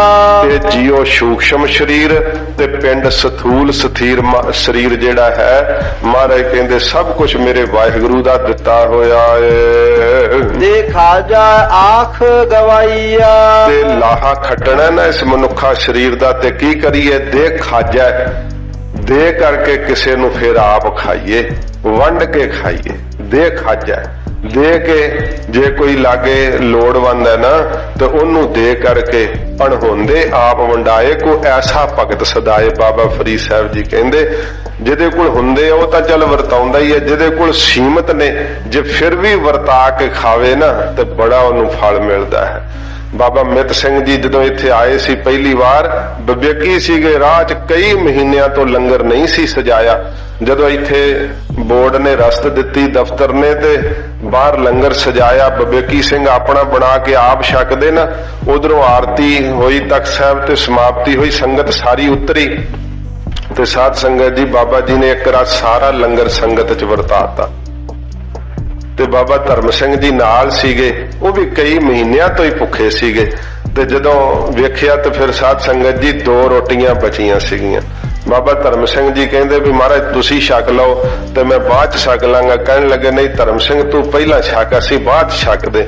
ਉਹਨਾਂ ਨੂੰ ਇੱਕ ਪ੍ਰਸ਼ਾਦਾ ਛਕਾਇਆ। ਜਦੋਂ ਬਾਬਾ ਜੀ ਇੱਕ ਛਕਣ ਲੱਗੇ ਨਾ ਪ੍ਰਸ਼ਾਦਾ, ਲਾਗੇ ਇੱਕ ਕੁੱਕਰ ਆ ਗਿਆ ਪੂਛ ਮਾਰਦਾ, ਅੱਧੀ ਰੋਟੀ ਉਹਨੂੰ ਤੋੜ ਕੇ ਪਾਤੀ, ਅੱਧੀ ਖਾ ਕੇ ਗੁਰੂ ਮਹਾਰਾਜ ਦਾ ਸ਼ੁਕਰ ਕਰਕੇ ਇੱਥੇ ਸਾਧ ਸੰਗਤ ਜੀ ਪਹਿਲੀ ਵਾਰ ਜਦੋਂ ਆਏ ਸੀ, ਬਾਬਾ ਮਿੱਤ ਸਿੰਘ ਜੀ ਮਹਾਂਪੁਰਖ ਨਿਹੰਗ ਸਿੰਘ ਫਰਲਾ ਸੀਸ ਤੇ ਸਜਾਇਆ ਕਰਦੇ, ਜਿਨ੍ਹਾਂ ਨੇ ਮਾਤਾ ਸਾਹਿਬ ਜੀ ਦੇ ਸਥਾਨ ਤੇ ਲੰਬੇਰਾ ਸਮਾਂ ਸੇਵਾ ਕੀਤੀ। ਮਹਾਰਾਜ ਕਹਿੰਦੇ ਦੇਖ ਖਾਜਾ ਜੇ ਕਰਕੇ ਖਾਵੇ ਗੁਰੂ ਕਾ ਸਿੱਖ। ਤੇ ਮਹਾਰਾਜ ਕਹਿੰਦੇ ਆਖ ਗਵਾਈਆ, ਫਿਰ ਪੜੋ ਦੇਖਾ ਜਾ ਆਖ ਗਵਾਈਆ। ਜੇ ਆਖ ਦਈਏ ਨਾ ਕਿ ਆਹ ਸਾਰਾ ਲੰਗਰ ਮੈਂ ਹੀ ਲਾਇਆ ਹੈ, ਤੇ ਮਹਾਰਾਜ ਕਹਿੰਦੇ ਸਾਰੀ ਸੇਵਾ ਗਵਾ ਲਈ। ਜੇ ਤੂੰ ਦੱਸ ਦਿੱਤਾ ਨਾ ਕਿ ਆਹ ਤਾਂ ਮੈਂ ਦਾਨ ਕੀਤਾ ਹੈ, ਤੇ ਇੱਥੇ ਆ ਕੇ ਜੇ ਤੂੰ ਦਾਨ ਕਰਕੇ ਤੇ ਉਹ ਬਾਹਰ ਬੋਰਡ ਤੇ ਮੇਰਾ ਨਾਂ ਨਹੀਂ ਲਿਖਿਆ, ਤੇ ਗੱਲ ਪਵੇਂ ਜਾ ਕੇ ਦਫ਼ਤਰ ਵਿੱਚ ਵੀ ਮੇਰਾ ਨਾਂ ਕਿਉਂ ਨਹੀਂ ਲਿਖਿਆ, ਲੱਖ ਰੁਪਈਆ ਮੈਂ ਭੇਟ ਕਰਾਂ ਤੇ ਨਾਂ ਲਿਖੋ ਹੀ ਨਾ। ਤੇ ਮਹਾਰਾਜ ਕਹਿੰਦੇ ਦੇਣ ਦਾ ਫਾਇਦਾ ਕੀ ਹੈ? ਫਿਰ ਤੂੰ ਆਖ ਕੇ ਜਦੋਂ ਆਖ ਹੀ ਦਿੱਤਾ, ਦੱਸ ਹੀ ਦਿੱਤਾ, ਤੇ ਫਿਰ ਸਭ ਕੁਝ ਗਵਾ ਲਿਆ, ਕੋਈ ਤੈਨੂੰ ਸੇਵਾ ਨਹੀਂ ਫਿਰ ਲੱਗੇਗੀ। ਇਹ ਨਾ ਦੱਸਿਆ ਕਰਕੇ ਮੈਂ ਕਿਸੇ ਗਰੀਬ ਦੀ ਮਦਦ ਕੀਤੀ ਹੈ, ਇਹ ਨਾ ਦੱਸਿਆ ਕਰਕੇ ਗੁਰੂ ਘਰ ਮੈਂ ਭੇਟਾ ਚੜਾਈ ਹੈ। ਗੁਪਤ ਸੇਵਾ ਕਰਿਆ ਕਰ ਤੇ ਲੋੜਵੰਦਾਂ ਨੂੰ ਦੇ ਕੇ ਆਪ ਖਾਇਆ ਕਰ, ਵੰਡ ਕੇ ਛਕਿਆ ਕਰ। ਜੇ ਤੂੰ ਆਖ ਦੇਗਾ ਨਾ ਕਿ ਮੈਂ ਇਹਨੂੰ ਮੈਂ ਹੀ ਵਰਤਾਇਆ ਹੈ ਤਾਂ ਮੇਰੇ ਕਰਕੇ ਹੀ ਤੁਰੇ ਫਿਰਦੇ ਆ, ਫਿਰ ਸਭ ਕੁਝ ਤੇਰਾ ਕੀਤਾ ਦਾਨ ਗਵਾਚ ਜਾਵੇਗਾ। ਜੇ ਲੋੜ ਹੈ ਚੰਗਾ ਆਪਣਾ। ਮਹਾਰਾਜ ਜੀ ਜੇ ਆਪਣਾ ਭਲਾ ਲੋਚੀਏ ਤਾਂ ਮਹਾਰਾਜ ਕਹਿੰਦੇ ਜੇ ਲੋੜ ਹੈ ਚੰਗਾ ਆਪਣਾ, ਜੇ ਵੀ ਤੂੰ ਆਪਣਾ ਲੋੜਦਾ ਵੀ ਮੇਰਾ ਚੰਗਾ ਹੀ ਹੋਵੇ, ਸਦਾ ਭਲਾ ਹੀ ਹੋਵੇ, ਤੇ ਇਹ ਗੱਲ ਕਰਨਾ ਕਰ। ਕਰ ਪੁੰਨ ਹੋ ਨੀਚ ਸਦਾਈਆ। ਪੁੰਨ ਕਰਮ ਕਰ, ਬਹੁਤ ਉਪਕਾਰ ਕਰ, ਤੇ ਫਿਰ ਆਪਣੇ ਆਪ ਨੂੰ ਨੀਚ ਸਦਵਾ ਕਿ ਮੇਰੇ ਵਰਗਾ ਮਾੜਾ ਕੋਈ ਨਹੀਂ। ਮਹਾਰਾਜ ਜੀ ਨੇ ਕਿਹਾ ਸੀ ਨਾ ਕਿ ਨੀਚ ਕਹਾਏ ਊਚ ਘਰ ਆਇਆ, ਕਿ हे ਸਿੱਧੋ ਅਸੀਂ ਨੀਵੇਂ ਬਣ ਕਰਕੇ ਉੱਚੀ ਅਵਸਥਾ ਨੂੰ ਪ੍ਰਾਪਤ ਕੀਤਾ ਹੈ। ਆਪਸ ਕੋ ਜੋ ਜਾਣੈ ਨੀਚਾ ਸੋ ਗਨੀਐ ਸਭ ਤੇ ਉੱਚਾ। ਸੱਚੇ ਪਾਤਸ਼ਾਹ ਕਹਿੰਦੇ ਕਰ ਪੁੰਨਹੁ ਨੀਚ ਸਦਾਈਐ। ਪੁੰਨ ਕਰਮ ਕਰੀਏ, ਬੜੇ ਲੰਗਰ ਦੀ ਸੇਵਾ ਕਰੀਏ, ਦਾਨ ਕਰੀਏ, ਮਾਇਆ ਖਰਚ ਦੀਏ ਗੁਰਸਿੱਖਾਂ ਦੇ ਭਲੇ ਵਾਸਤੇ, ਫਿਰ ਆਖੀਏ ਮਹਾਰਾਜ ਮੇਰੇ ਵਰਗਾ ਕੋਈ ਨੀਚ ਨਹੀਂ, ਮੇਰੇ ਵਰਗਾ ਕੋਈ ਕ੍ਰੋਧੀ ਨਹੀਂ, ਮੇਰੇ ਵਰਗਾ ਕੋਈ ਕਾਮੀ ਨਹੀਂ। ਮਹਾਰਾਜ ਮੈਨੂੰ ਬਖਸ਼ ਲਓ, ਮੈਂ ਤਾਂ ਤੁਹਾਡੇ ਚਰਨਾਂ ਪਿੱਛੇ ਹੀ ਬਖਸ਼ੇ ਜਾਣਾ ਹੈ। ਸੁਭਾਅ ਪਰਉਪਕਾਰੀ ਹੋਵੇ, ਮਿੱਠਾ ਬੋਲਣ ਵਾਲਾ ਹੋਵੇ, ਜਤ ਸਤ ਵਿੱਚ ਪ੍ਰਪੱਕ ਹੋਵੇ, ਕਹੇ ਮਹਾਰਾਜ ਮੈਂ ਤਾਂ ਬੜਾ ਹੀ ਵਿਸ਼ਈ ਹਾਂ, ਮੈਂ ਤਾਂ ਬੜਾ ਹੀ ਬੁਰਾ ਹਾਂ। ਨੀਚ ਸਦਵਾਏ ਤੇ ਚੰਗੇ ਗੁਣ ਧਾਰਨ ਕਰੇ। ਮਹਾਰਾਜ ਕਹਿੰਦੇ ਭਾਈ ਫਿਰ ਉਹ ਜਾਣ ਲਓ ਕਿ ਉਹਦਾ ਚੰਗਾ ਹੀ ਚੰਗਾ ਹੋਊਗਾ। ਜੇ ਲੋੜਦੇ ਹੋ ਸਾਡਾ ਚੰਗਾ ਹੋਵੇ ਤੇ ਇਉਂ ਕਰਨਾ ਕਰੋ। ਕਰ ਪੁੰਨ ਹੋ ਨੀਚ ਸਦਾਈਆ। ਪੁੰਨ ਕਰਮ ਕਰਕੇ ਨੀਵੇਂ ਸਦਵਾਓ ਕਿ ਮੇਰੇ ਵਰਗਾ ਕੋਈ ਬੁਰਾ ਤੇ ਭੈੜਾ ਨਹੀਂ ਹੈ। ਜੇ ਜਰਵਾਣਾ ਪਰ ਹਰਾ। ਮਹਾਰਾਜ ਕਹਿੰਦੇ ਜੇ ਭਾਈ ਜਰਵਾਣਾ ਜਿਹੜਾ ਬਲਵਾਨ ਕਾਲ ਹੈ, ਤੂੰ ਸੋਚਦਾ ਮੈਂ ਇਹਨੂੰ ਪਰਹਰਨ ਕਰ ਦਾਂਗਾ, ਕਾਲ ਨੂੰ ਆਪਣੇ ਨੇੜੇ ਨਹੀਂ ਆਉਣ ਦਿਆਂਗਾ, ਮੈਂ ਪਰਾਂ ਸਿੱਟ ਦਿਆਂਗਾ। ਜਰ ਵੇਸ ਕਰੇ ਦੀ ਆਈਆ। ਪਰ ਜਿਹੜੀ ਜੇ ਜਰ ਬਿਰਧ ਅਵਸਥਾ ਉਹ ਤੇ ਤੇਰੇ ਸਰੀਰ ਦੇ ਉੱਤੇ ਵੇਸ ਕਰਿੰਦੀ ਆਈ ਹੈ, ਉਹ ਤਾਂ ਵੇਸ ਹੋਰ ਦੇ ਹੋਰ ਹੀ ਧਾਰਨ ਕਰਦੀ ਆ ਰਹੀ ਹੈ। ਫਰੀਦਾ ਸ਼ਾਖ ਪਕੰਦੀ ਆ, ਕਹਿੰਦੇ ਸ਼ਾਖਾ ਪੱਕਦੀ ਆ ਅਵਰ ਕਰਿੰਦੀ ਵੰਨ, ਹੋਰ ਦੇ ਹੋਰ ਹੀ ਰੰਗ ਬਣਾਉਂਦੀ ਆ ਰਹੀ ਹੈ। ਬਚਪਨ ਸੀਗਾ ਹੋਰ ਹੀ ਹੋ ਗਿਆ ਹੁਣ, ਤੇ ਫਿਰ ਵੇਖ ਲੈ ਦਾੜਾ ਚਿੱਟਾ ਹੋ ਗਿਆ, ਕਿਦਾਂ ਮੂੰਹ ਹੋਰ ਦਾ ਹੋਰ ਹੀ ਹੋਣ ਲੱਗ ਪੈਂਦਾ। ਬਿਰਧ ਅਵਸਥਾ ਤਾਂ ਭੇਸ ਬਦਲਦੀ ਹੋਈ ਸਰੀਰ ਤੇ ਆ ਰਹੀ ਹੈ। ਇਸੇ ਪ੍ਰਕਾਰ ਜੇ ਜਰਵਾਣਾ ਪਰ ਹਰਾ। ਜਰ ਕਹਿੰਦੇ ਆ ਬੁਢੇਪੇ ਨੂੰ ਤੇ ਬਾਣਾ ਕਹਿੰਦੇ ਆ ਬਾਣੇ ਨੂੰ। ਬੁਢੇਪੇ ਦਾ ਬਾਣਾ ਕਿਹੜਾ? ਚਿੱਟੇ ਕੇਸ ਭਵਰ ਗਏ ਬਗ ਬੈਠੇ ਆਏ, ਤੇ ਜਿਹੜੇ ਫਿਰ ਸਾਧ ਸੰਗਤ ਜੀ ਲਾ ਕੇ ਕਾਲਾ ਰੰਗ ਕਹਿੰਦੇ ਨਹੀਂ ਅਜੇ ਨਹੀਂ ਚਿੱਟੇ ਹੋਏ। ਜੇ ਜਰਵਾਣਾ ਪਰ ਹਰਾ ਵੀ ਤੂੰ ਸੁੱਟਦਾ ਪਰਾਂ ਕਰਕੇ ਬੁਢੇਪੇ ਨੂੰ ਵੀ ਨਹੀਂ ਅਜੇ ਤਾਂ ਮੈਂ ਰੰਗ ਹੋਰ ਲਾ ਕੇ ਕਾਲੇ ਕਰ ਲੈਣੇ। ਕਈ ਕਹਿੰਦੇ ਆ ਮੁੱਢ ਥੋੜੇ ਜਿਹੇ ਚਿੱਟੇ ਰਹਿ ਗਏ, ਜਿਹੜਾ ਧਿਆਨ ਨਾ ਲਾਇਆ ਕਰ, ਪਤਾ ਨਾ ਲੱਗੇ ਕਿਸੇ ਨੂੰ, ਮੁੱਢ ਵੀ ਨਾਲ ਹੀ ਕਾਲੇ ਕਰਿਆ ਕਰ। ਇਸ ਪ੍ਰਕਾਰ ਬੜੇ ਤਰੀਕੇ ਆ ਡਾਈ ਕਰਨ ਦੇ, ਵੀ ਬੱਜਰ ਕਰਾਇਆ ਤਾਂ ਸਤਿਗੁਰਾਂ ਕਿਹਾ। ਤੇ ਇਸ ਪ੍ਰਕਾਰ ਮਹਾਰਾਜ ਕਹਿੰਦੇ ਜੇ ਕਾਲੇ ਕੇਸ ਕਰਕੇ ਤੂੰ ਬਿਰਧ ਅਵਸਥਾ ਨੂੰ ਪਰੇ ਸਿੱਟ ਦੇ ਕਿ ਹੁਣ ਮੇਰੇ ਬਿਰਧ ਨਹੀਂ ਹੈ, ਮੈਂ ਜੇ ਜਵਾਨ ਹਾਂ। ਜਰ ਵੇਸ ਕਰੇ ਦੀ ਆਈਆ। ਪਰ ਬੁਢੇਪਾ ਤੇ ਵੇਖ ਲੈ ਰੂਪ ਹੋਰ ਹੀ ਬਣਾਉਂਦਾ ਆ ਰਿਹਾ, ਮੱਥੇ ਤੇ ਤਰੁੜੀਆਂ ਪੈਂਦੀਆਂ ਜਾ ਰਹੀਆਂ, ਦੰਦ ਗਵਾਚਦੇ ਜਾ ਰਹੇ ਆ, ਕਦੇ ਇੱਕ ਕਢਾਇਆ ਕਦੇ ਦੋ ਕਢਾਇਆ, ਇਸ ਤਰ੍ਹਾਂ ਦੰਦ ਨਿਕਲਦੇ ਜਾ ਰਹੇ ਆ, ਗੋਡੇ ਜਵਾਬ ਦਿੰਦੇ ਜਾ ਰਹੇ ਆ, ਲੜ ਖੜਾਉਂਦਾ ਜਾ ਰਿਹਾ, ਪੌੜੀਆਂ ਦੇ ਉੱਤੇ ਵੀ ਹੱਥ ਧਰ ਧਰ ਕੇ ਚੜ੍ਹਨਾ ਸ਼ੁਰੂ ਹੋ ਗਿਆ, ਪਰ ਰੰਗ ਫਿਰ ਵੀ ਕਈ ਕਾਲਾ ਹੀ ਕਰਕੇ ਰੱਖਦੇ ਦਾੜੇ ਦਾ। ਦੱਸੋ ਹੁਣ ਤੂੰ ਪੌੜੀਆਂ ਤੇ ਡੰਡੇ ਫੜ ਫੜ ਕੇ ਚੜਦਾ ਹੈ ਤੇ ਫਿਰ ਕੀ ਵਿਖਾਉਣਾ ਚਾਹੁੰਦਾ ਹੈ? ਤੋ ਇਹ ਸਾਧ ਸੰਗਤ ਜੀ ਵਕਾਰ ਹੀ ਬੰਦੇ ਨੂੰ ਤੰਗ ਕਰਦੇ ਰਹਿੰਦੇ ਹਨ। ਕੋ ਰਹਾ ਨ ਭਰੀਆ ਪਾਈਆ। ਮਹਾਰਾਜ ਕਹਿੰਦੇ ਕੋ ਰਹਾ ਨ ਭਰੀਆ ਪਾਈਆ, ਕੋਈ ਵੀ ਨਹੀਂ ਰਹੇਗਾ ਇਸ ਸੰਸਾਰ ਦੇ ਅੰਦਰ। ਜਦੋਂ ਸਵਾਸਾਂ ਰੂਪੀ ਪਾਈ ਭਰ ਗਈ ਨਾ ਸਾਧ ਸੰਗਤ ਜੀ, ਜਦੋਂ ਤੋਲਣਾ ਅਜੇ ਸੰਸਾਰ ਵਿੱਚ ਨਹੀਂ ਸੀ ਨਾ ਚੱਲਿਆ, ਆਯਾਤ ਨਹੀਂ ਸੀ ਹੋਈ ਤੱਕੜੀ, ਉਦੋਂ ਲੋਕ ਨਾ ਬਰਤਨਾਂ ਵਿੱਚ ਭਰ ਭਰ ਕੇ ਫਿਰ ਇਉਂ ਮਿਣਿਆ ਕਰਦੇ ਸੀਗੇ। 4 ਟੋਪਿਆਂ ਦੀ ਇੱਕ ਪਾਈ ਹੁੰਦੀ ਸੀ। ਪਾਈਆ ਜੋ ਮਹਾਰਾਜ ਸ਼ਬਦ ਕਿਹਾ ਨਾ ਉਹਨੂੰ ਪਾਈ ਕਹਿੰਦੇ ਆ। ਬਰਤਨ ਹੁੰਦਾ ਸੀ ਇੱਕ ਤਰ੍ਹਾਂ ਦਾ, ਤੇ ਉਹਦੇ ਵਿੱਚ ਜਿਹੜਾ ਸੀ ਦਾਣੇ ਭਰ ਕੇ ਪਾਏ ਜਾਂਦੇ ਸੀ ਤੇ ਉਹ ਮਿਣਤੀ ਕਰ ਲਈ ਜਾਂਦੀ ਸੀ। ਤੋਲਣਾ ਅਜੇ ਉਦੋਂ ਸੰਸਾਰ ਵਿੱਚ ਨਹੀਂ ਸੀ ਚੱਲਿਆ। ਮਹਾਰਾਜ ਕਹਿੰਦੇ ਘੋਰਾ ਹੈ ਨਾ ਭਰੀਆ ਪਾਈ ਹੈ। ਜਦੋਂ ਤੇਰੀ ਇਹ ਸਵਾਸਾਂ ਰੂਪੀ ਪਾਈ ਭਰ ਗਈ ਨਾ ਤਾਂ ਮਹਾਰਾਜ ਕਹਿੰਦੇ ਕੋਈ ਨਹੀਂ ਰਿਹਾ, ਫਿਰ ਕੌਣ ਰਿਹਾ? ਜਦੋਂ ਕੋਈ ਪੁੱਛੋ ਕਹਿੰਦੇ ਕੀ ਹੋਇਆ? ਸਵਾਸ ਪੂਰੇ ਹੋ ਗਏ। ਇਹੀ ਕਹਿੰਦੇ ਨਾ ਪੂਰਾ ਹੋ ਗਿਆ ਹੁਣ, ਤੇ ਪਹਿਲੋਂ ਅਧੂਰਾ ਹੀ ਰਹਿੰਦਾ ਹੈ। ਮਹਾਰਾਜ ਕਹਿੰਦੇ ਘੋਰਾ ਹੈ ਨਾ ਭਰੀਆ ਪਾਈ ਹੈ। ਜਦੋਂ ਪਾਈ ਤੇਰੀ ਦੇਹ ਰੂਪੀ ਪਾਈ ਭਰ ਗਈ ਸਵਾਸਾਂ ਰੂਪੀ ਪਾਣੀ ਦੇ ਨਾਲ, ਤੇ ਫਿਰ ਕੋਈ ਵੀ ਨਹੀਂ ਰਹੇਗਾ ਸੰਸਾਰ ਵਿੱਚ। ਮਹਾਰਾਜ ਕਹਿੰਦੇ ਸਭ ਕੂਚ ਕਰ ਜਾਣਗੇ। ਇਹ ਸਤਿਗੁਰਾਂ ਜੀ ਨੇ ਸਿੱਖਿਆ ਦਿੱਤੀ ਹੈ। ਸਮਾਂ 5-7 ਮਿੰਟ ਵੱਧ